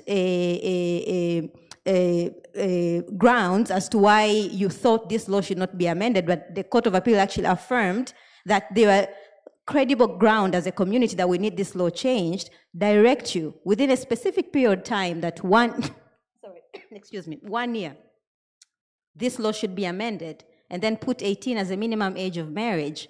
And then you are saying you want to take that order to the community members to discuss if they want it or not. Are you saying we were wrong to have you as leaders in the parliament? Like you were supposed to represent Exactly, because that's exactly what you were supposed to be doing as, you know, our representative, amending this law, giving the onus to us as wananchi to come and build consensus around the issue that was clearly your directive. It leaves a lot to be desired. And I think that contributes to my response as well. I feel like sometimes, and I'm speaking honestly, there are issues when it comes to how members of parliament or the government subject itself to the issues of law and vice versa. Because if clearly there was an understanding that, you know, this law was supposed to, this decision was supposed to be executed within 1 year, we have seen so many laws being changed within a week, 2 weeks, and sometimes even without our consensus. We have this clearly, you know, as something that the Court of Appeal has decided on, but still there is minimal progress to that. So I think it speaks volume to the issues of non-adherence to the rule of law. And another thing that I wanted to speak about, which I know many people sometimes talk about, is the issue of compromise. You know, that maybe government want to compromise, you know, with issues of... on what? What are they That's what I'm trying on? to explain. You know, they're trying to compromise with religion, with a traditional section of our communities. But in 2020, I was lucky enough through the support of UN Women Tanzania to be in a delegation with some of the members of the government. And we traveled to Abu Dhabi, the United Arab Emirates. And I think many of us know it's an Islamic state. But they have 18 as a minimum age of marriage. So sometimes we also need to question the issue of religion really. Is it just our own interpretation, or it has to do with, you know, how maybe also our commitment and political will is to this issue? But secondly, you look at, you know, neighboring countries like Malawi, for instance, or countries like Zimbabwe. Malawi is hugely traditional, and they're proud of that. But they were able to amend their law through parliament. Zimbabwe, they took, of course, the strategic litigation route as well, but they were able to also amend not just the law, put 18 in their constitution. So what, to your question, what is limiting us in making this groundbreaking change? I would say first is that our non-adherence to the rule of law, but also understanding issues of, you know, separation of power and the power that the MPs actually are vested in our constitution, you know, to actually implement this law, enforce, execute this ruling. And secondly, of course, is the issue of commitment that sometimes, and this is where transformative change sometimes lacks, because not many times we are ready to make bold moves, bold decisions when it comes to protecting the gain or when it comes to advancing gender equality in our country. And to me, those are some of the reasons I think why we are taking time to really make this groundbreaking change. Thank you for that, Rebecca. Right, so because of time, I'm just going to go over to Cecilia from WILDEF. Now, I know that WILDEF as a CSO, you're doing quite a lot of work on the ground. You've tried to go to rural areas with the caravan you have so many initiatives, but what would you say is the key barrier when it comes to ending violence against women, considering that you're part of the National Plan of Action against, in the elimination of violence against women? Thanks, Carol, for the question. As WILDEF, being also part of the implementers and also working very closely with the Ministry of Community Development and also part of the technical team as well of the NPA up to the national level, what we've come to understand as a challenge and the biggest barrier that prevents from the realization of the National Plan of Action to end gender-based violence is the players themselves understanding their roles and responsibilities. Last year, after the... Just for context, who are the players? The players are here, the committee members themselves, and here we're talking about local government leaders as well, who are also part of the NPA VALC, and also religious leaders. There are also paralegals in it, and there are also teachers and CSOs as well as a partner who are working closely with these committees. Okay. So these players, most of them, if not all, do not understand their roles and responsibilities in preventing and response to gender-based violence. And this was clearly realized when we were conducting the reflection after launching the 16 Days of Activism last year in 25th of November. We had a reflection meeting with these players and also some of the committee members so that we may see why we're still lagging, why we have not reached, because the plan of action is coming to end this year, why we haven't reached to the 50% to end gender-based violence to women and children. And most of them admitted that they did not understand their roles or responsibilities because they have not been capacitated to do so. So this is a challenge, that there are these committees which are formed, but are they effective? Are they efficient? So with this, and this is also evident with some of the committees that we engage with. And I had an experience with a committee in Rungwe in Bear, where we are implementing a project there. In this committee in Rungwe, they've had various interventions, they've received training. So even when we were engaging with them, you could see that they really understood their roles and they really understood their responsibilities. And even in the former deputy minister of, by then it was Health and Community Development, Ms. Mwanhamisi Ali Hussein, I think, visited, and she saw that it was exemplary. But in that same district, there's another municipality, because there's Rungwe and there is Busokelo. In Busokelo, they've never received an intervention, and they're expected to be holding these the quarterly meetings. Okay. And even in the meeting, they cannot even comprehend what they're supposed to do. So this is a call also to stakeholders and to partners, development partners that we're working with. Before engaging with them in these quarterly meetings, they have to be made well aware of their roles and their responsibilities to understand, so that they can be in a position to implement. Because even some of them live in the society, well, if they're not aware that what they're doing or their action amounts to gender-based violence. But also another barrier is also in capacity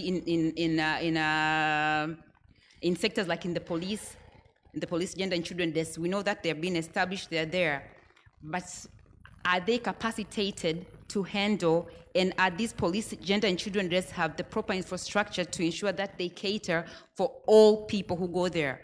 Because now the minister is right here, Dorothy Gwajima, with the special group need, the special need. Some of them cannot even access them, and some of them cannot even be accommodated or be heard because of the challenges that they face and the barrier that they have to reach that point. And another challenge as well is with regards to coordination. I know that there are a lot of other players also who are engaged with the committees, but sometimes we duplicate effort and then we invest in one areas, but if there were a clear communication or a clear mapping, so that we may know that the committees that have been reached and those committees that have not been reached, so that more intervention can be put into those committees. And also just to respond on what my learned sister Fatma Karume here was saying about these cases being reported, but the government is not doing anything. Sometime in the way when we're dealing with the families of survivors and the survivors themselves, they become non-cooperative. And we know that we need their cooperation so that we can prosecute the perpetrators to the full extent of the law. And this is also due to cultural norms which are there, that, okay, all other things are taboo, that an act of violence is committed to a child, maybe in a family, and they want to keep it protected, and they don't want to come out and report it. So that's a challenge that we also have to deal with. And Rebecca mentioned about religious leaders and their approach on and their stand on underage girls being married. Right. This is an area as well which I see as an opportunity to include them more and to have more intervention with religious leaders so that they may understand. Because I know in areas where we had not a one-day training, two-day training, but more than 3 to 4 days, they get to that understanding, and if they've made commitment and they even made action plans that they're going to be using their platform to advocate for rights and also to discourage such norms which are continuing. But still the effort is little and the areas of coverage is still little. So a lot needs to be done to ensure that they get well engaged, and also we include all other stakeholders so that this can be supported. Also, I like to raise on a point where Honorable Dorothy Gwajima visited the coalition, Mkuki Coalition, GBV Coalition, which is coordinated by us, WILDAF. It was this year in February. She visited our office at WILDAF and also at Kipunguni. And then she saw some of the practices that we do to ensure that we include the community from the grassroots level and that they are all well coordinated. And after that, as a result of that, she also formed a task force. And now we are actually in the process of working with our concept notes. There are 2 task forces that are formed, one of them which is strictly GBV and how the implementation of Mtakuwa, and another one, I know you are part of it as well, Carol, it was on digital technology. Yeah. Which we'll be having our meeting this week on Friday. And with this, we were tasked by the minister to see the challenges and to see how, as a whole, the CSO, the government, and other stakeholders can come up with a presentation which we are sure that we'll be presenting to her this month in April, so that we can see that we're on the same page and how we can move from there. Okay. And back also on reforms on the laws as well. I know this has been a very long process. I agree with my lady sister, Fatma Karume, and also Rebecca, but still there's another intervention. Fatma, I wish you could join it. It's called Kikuhami. That Kikuhami also is also coordinated by WILDAF as well, which we are also advocating for the change of the law of inheritance. And last week I was in Dodoma, where we had the privilege. By then he was the Minister of Constitutional Affairs and Constitutional Affairs and Legal, and also the Deputy Minister, who also called us as well, so that we can see what is not going right, because it has been a long process and it has been continuous engagement. But we believe now, with the commitment that the government is showing and the effort that they have made, it might lead to where we want to be, or to where we wish to be as well. And just to stress as well, as you finalize, as we finalize, like when we talk about gender-based violence, and this is something that we've experienced when we're dealing with police officers and also other stakeholders, they're only limited to physical and sexual, but there's psychological violence as well. And again, Carol, this was a case that was referred to us by you, where when we went to intervene, the police from the gender and women desk was saying she's okay, she's not harmed. But after we talked to her and after we interviewed her, we saw that she was distraught and she was not okay psychologically, and we felt that it would be prudent for her to be removed. So another challenge presented itself there, that we have lack of safe houses. So from there, we have lack of safe houses, and we had to give her harbor till she was okay, till she could orient herself and continue. So it's a call for all of us also to give the weight it requires when it comes to other forms of gender-based violence, and not just physical and sexual, but there's also psychological, which is not spoken and which is just viewed as something minor, but it's a very, very, very, very serious thing in our community. Thank you so much for that, Cecilia, and thank you for bringing to light online gender-based violence, but also the interventions that you guys are carrying out when it comes to addressing GBV in the country. Right, last but not least, Dada Lucy. I know that UN Women has been doing quite a lot of work. You're the key stakeholder in this area when it comes to development partners and international organizations in Tanzania. But from can you talk to us about the distinctions between mainland Tanzania and Zanzibar? Why is the data varying, first of all? Why is the outcome varying? Why are we seeing a different situation in Zanzibar compared to Tanzania mainland? Thank you so much, Carol. And thank you, World Bank, for bringing in this kind of a dialogue. This is among the few dialogues that have been organized, and I could see now different stakeholders are sharing their experience, but also based on the assessment that have been conducted. I could say there's not much of rather than implementation, because when you look at the experience and actually the prevalence is there. And you can't say 14% the prevalence is low, the violence is violence. Whether it's 1, it's 2, it's 3, it's 4, violence is violence. So in this case, we could see in Zanzibar, the issue is the government ownership. I could see it has been becoming a big issue, a priority. And the ownership is not only at the higher level, it's also at the lower level. But also when you look at the similarities with Zanzibar, they also have the National Plan of Action, National Action Plan. They have also committed staff who have been following up. The coordination structures and system are being strengthened. And also we could see at some point in Zanzibar, there is a little bit of reallocation of resources in terms of implementation and the integration within their development plans. And when it comes to also prevention, where there is a lot of advocating for the toxic masculinity and other outdated practice, you'll find the government, they're taking the ownership. The CSO, compared to the mainland, where you'll see most of the civil society, the community themselves, they are the ones who are bringing in. But from Zanzibar, you'll see even the government themselves, they are taking it as a concern, and they are working together with the community, and they are looking at the in terms of reviewing.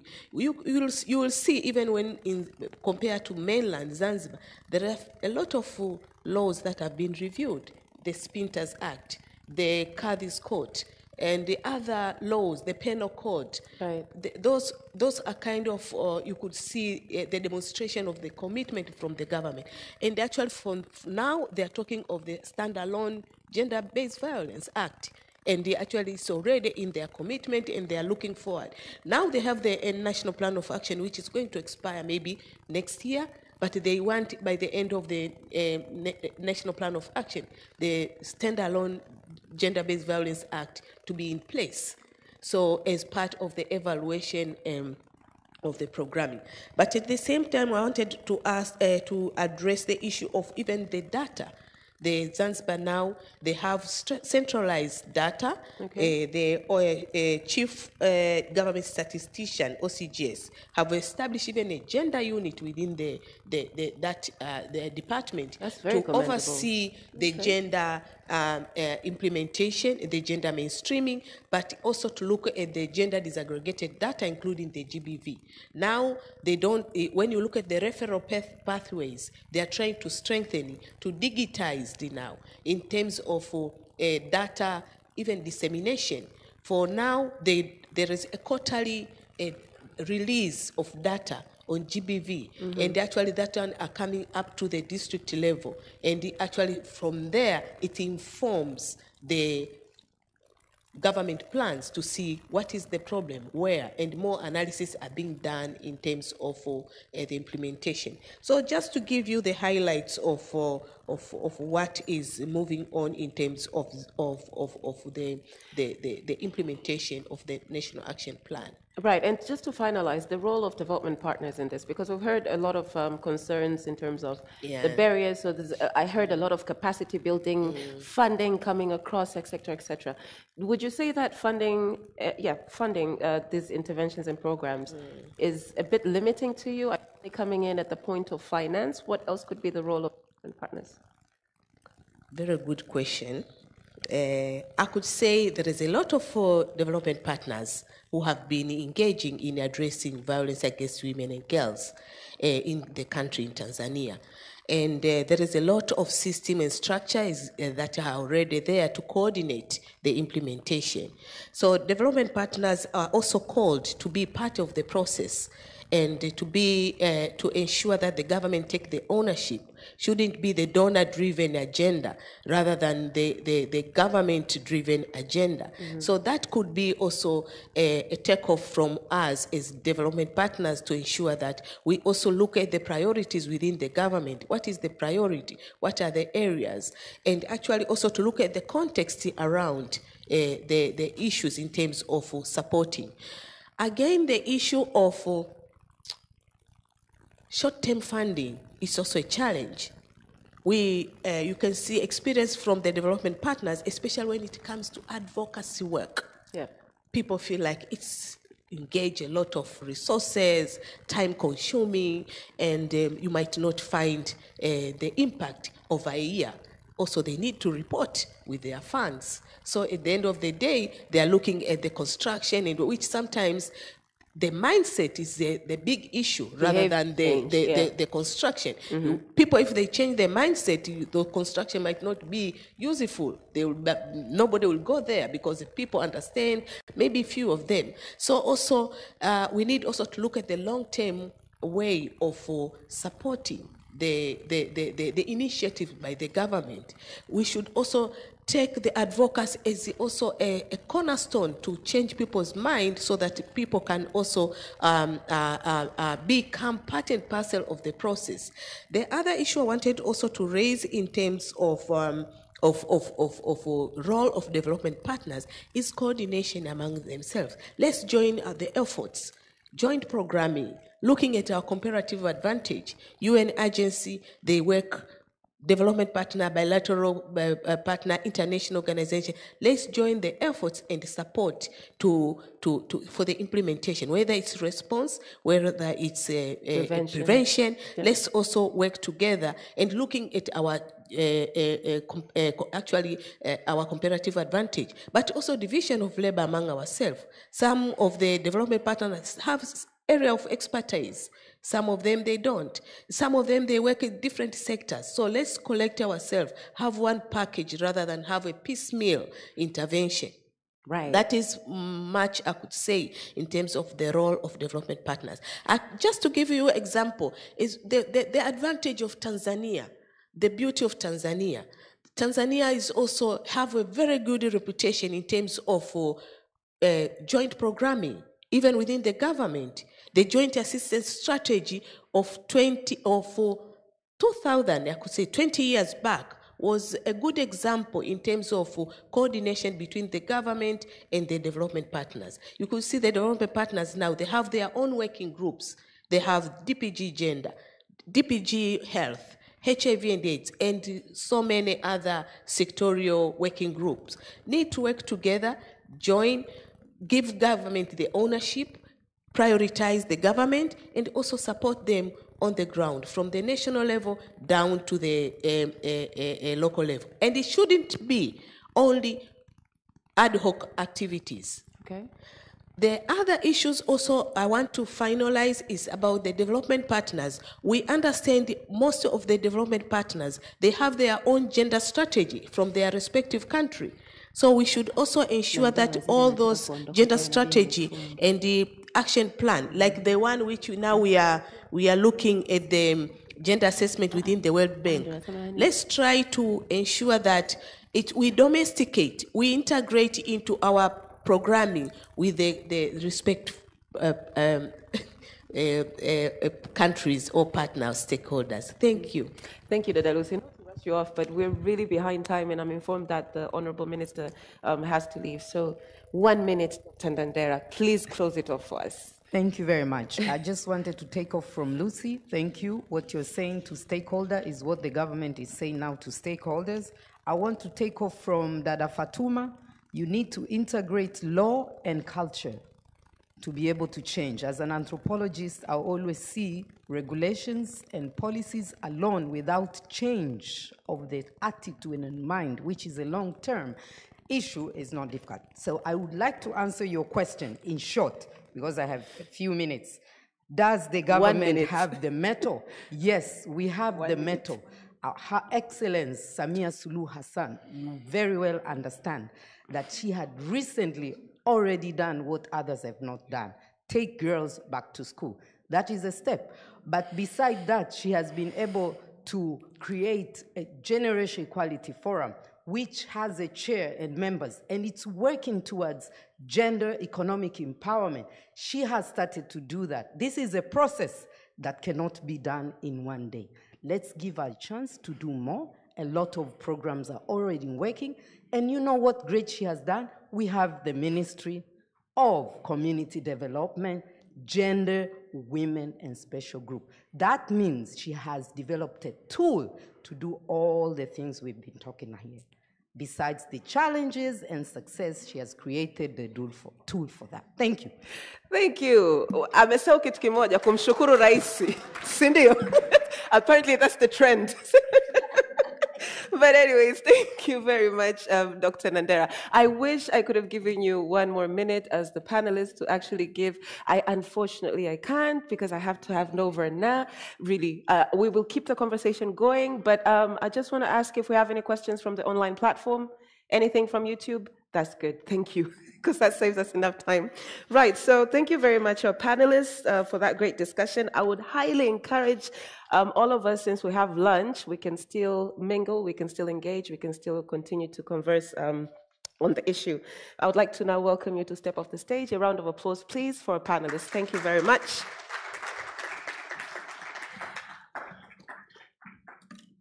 Right, now I would like to welcome, without further ado, closing remarks from the honorable guests. Honorable Dr. Gwajima, karibu sana for closing remarks.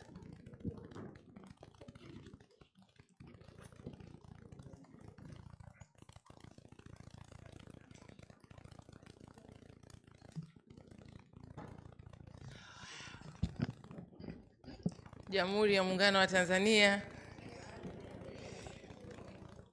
Asanteni sana, najua mmechoka sana, muda umeenda, watu wamekaa wamesikiliza bila hata kutoka.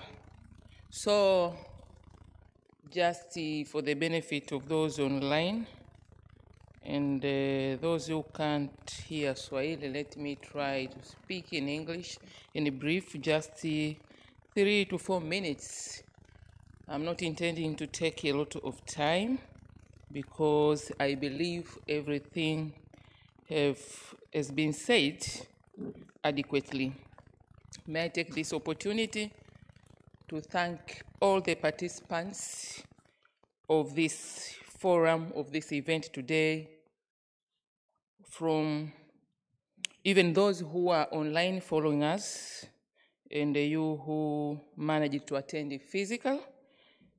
I thank the panel team, both teams. They were very organized, and it was exciting today to meet Fatuma Karume, our activist. Thank you very much. And I'm sad that she has been waiting for many years to hear something changed from the law. But let me assure you that that's why President Samia Suluhu Hassan has decided to establish a full-fledged ministry to go deeper, to see these challenges on how to address. So I inspire you, keep dreaming, keep expecting, and we will move together from today and onwards so that we can get your experiences and from all other panelists. This assessment report, we can agree it has opened up our minds so that to make us able to see how far we have excelled in fighting to combat gender-based violence. We have been able to see what is the gap and figure out how we can go ahead as a team to ensure that what we expect to be vividly comes 2025. From the opening remarks given by myself and Dr. Mara Warwick, and the panel discussion, we have raised many issues and discussed here. It seems people know what is the problem. people, they know how to go forward, and they are able to join hands with the government to have this journey finished successful. I would like to repeat all the points raised by the panel. However, from very few issues we had from Honorable Mpanju trying to clarify the role of men in this fight against gender-based violence. And the others said, also he added what the government so far has been doing in different times in various settings to ensure gender violence is ended. However, the performance of the current intervention have been said clearly by Dr. Nandera to make you understand that the government is very serious. Even seeing me today from morning, sitting here with you, do you agree? Yes.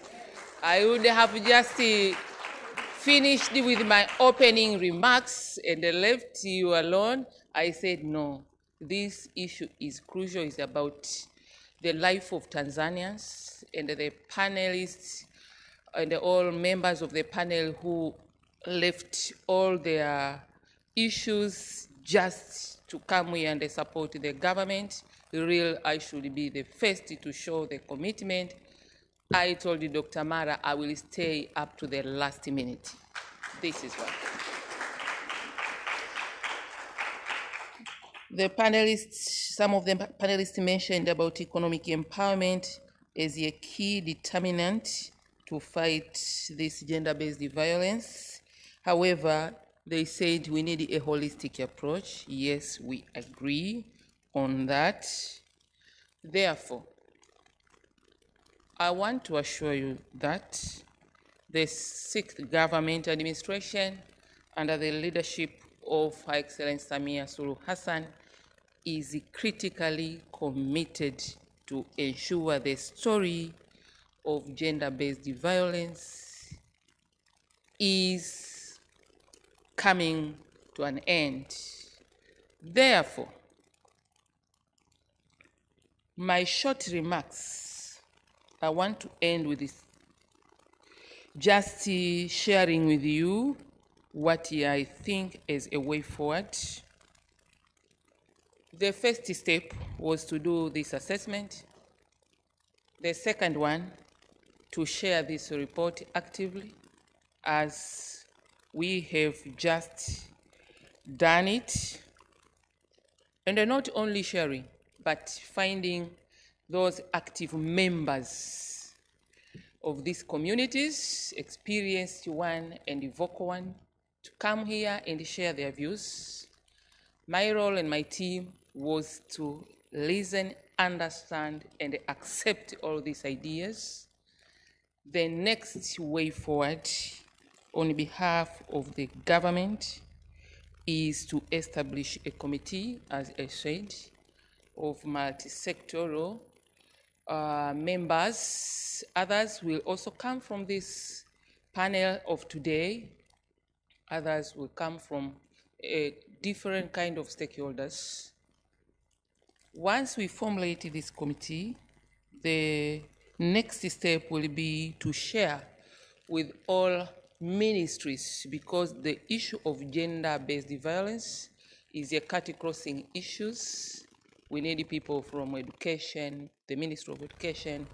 We need people from the Ministry of Internal Affairs.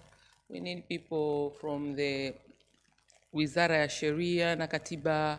We need a diversity of membership to join this technical working team, so that they sit down critically under the leadership of the Permanent Secretary and our National Social Welfare Commissioner, Nandera, together with the World Bank who did this report.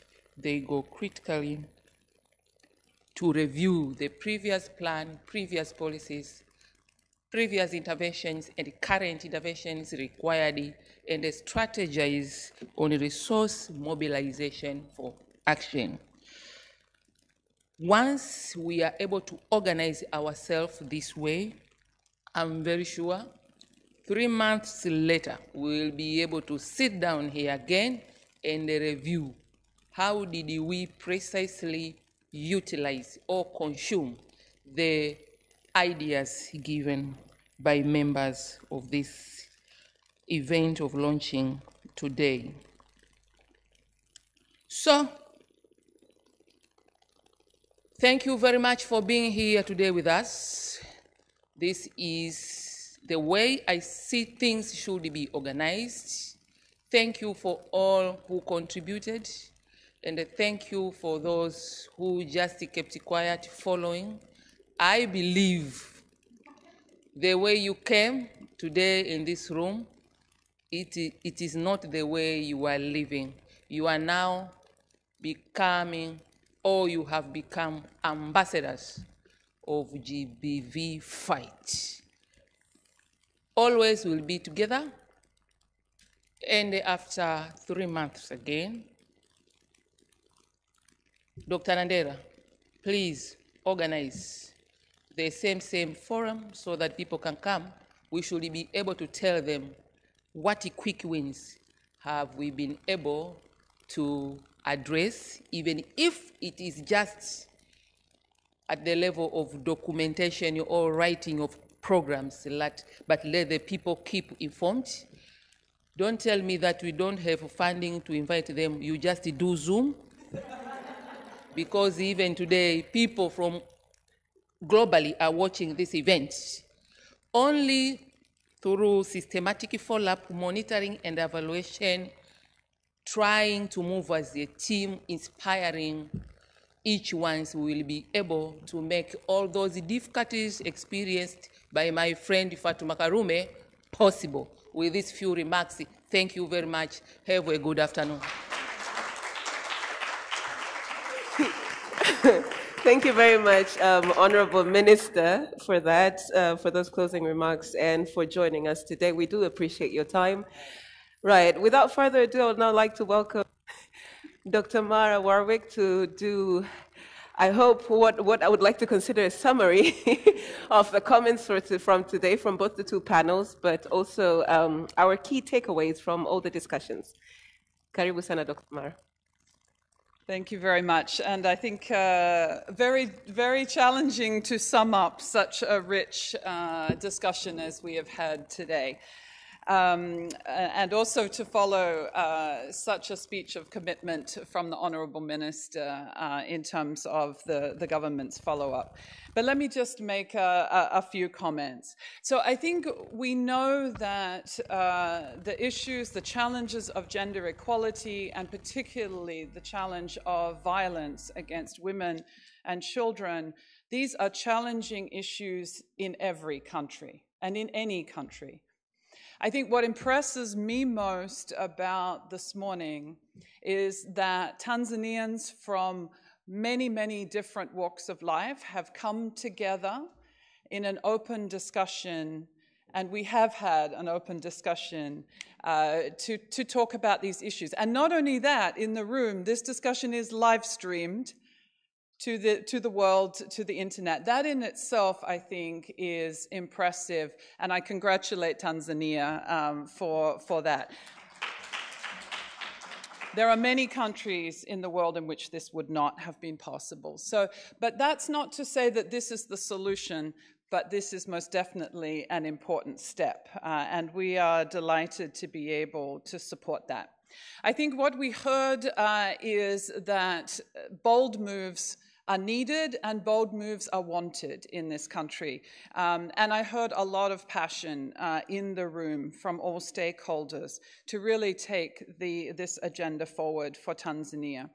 I appreciate very much, as we all do, the partnership and the commitment of Honourable Minister Gwajima, who, as she herself said, and I was going to mention it, has been here since the beginning, since the early morning, and with her team, with key members of her team, to listen and to hear and to engage with all of us. And that's a really important commitment. It's an important signal also, of course, of Her Excellency President Samia Suluhu Hassan's commitment to this agenda. And I think it gives us all a great deal of confidence as we move forward. But I also want to really note that we have had some very important stakeholders from civil society, from advocacy, who've also been here in the room with us today, putting forward their ideas. Fatma, Rebecca, Cecilia, Lucy, Godfrey, and of course Carol, who took on the biggest job of all to try to make this session work. Thank you to all of you for coming and using this platform also to bring your deep knowledge of these issues, your passion and your concern to this discussion. It's really, we need to have discussions of this type, of this depth, with this level of knowledge, both on the side of the government as well as stakeholders, so that we can move forward in Tanzania on these issues. I think we all agree on the facts. I didn't hear anybody dispute any of the facts here.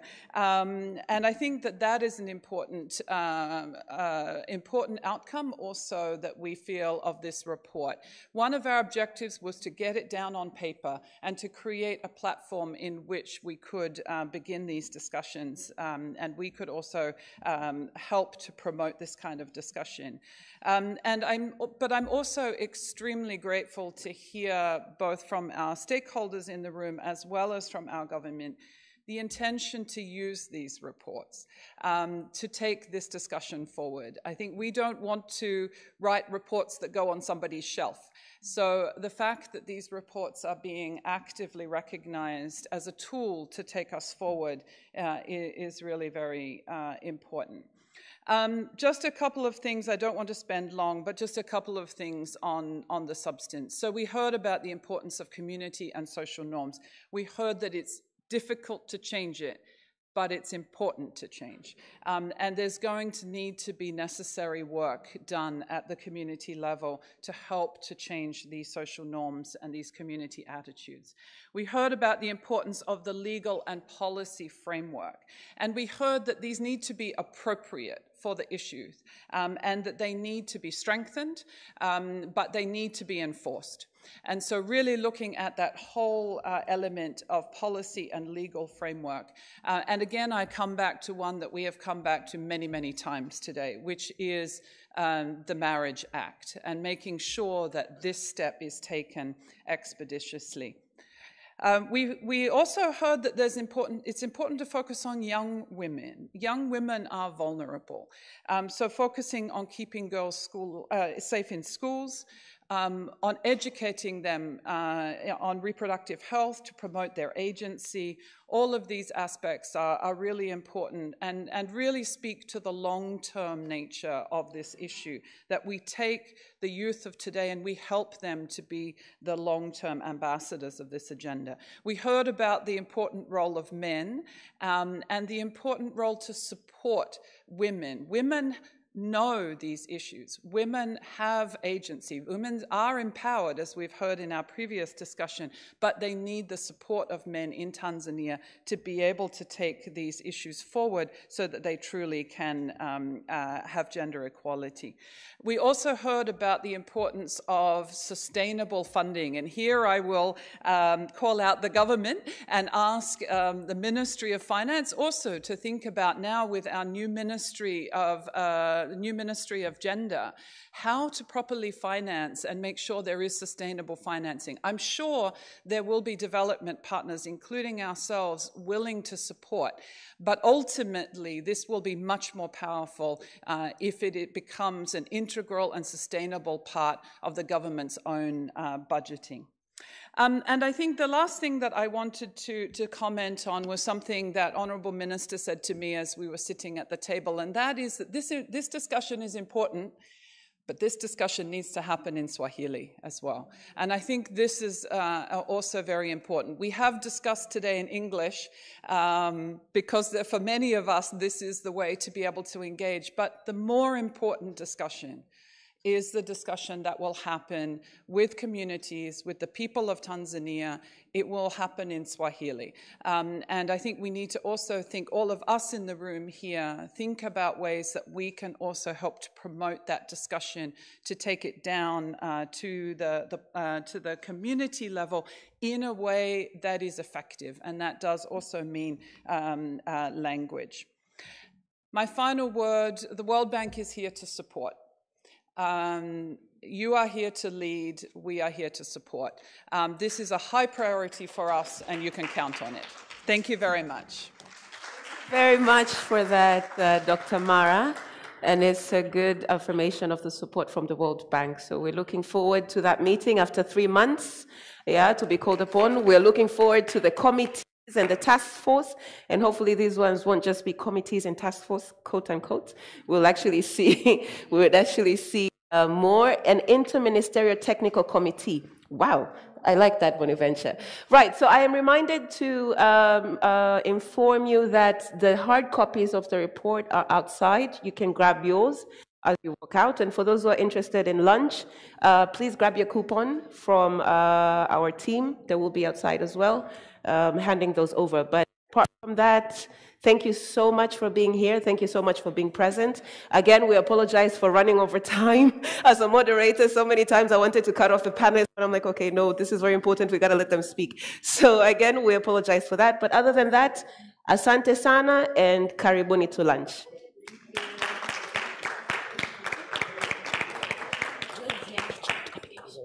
Mwenzangu,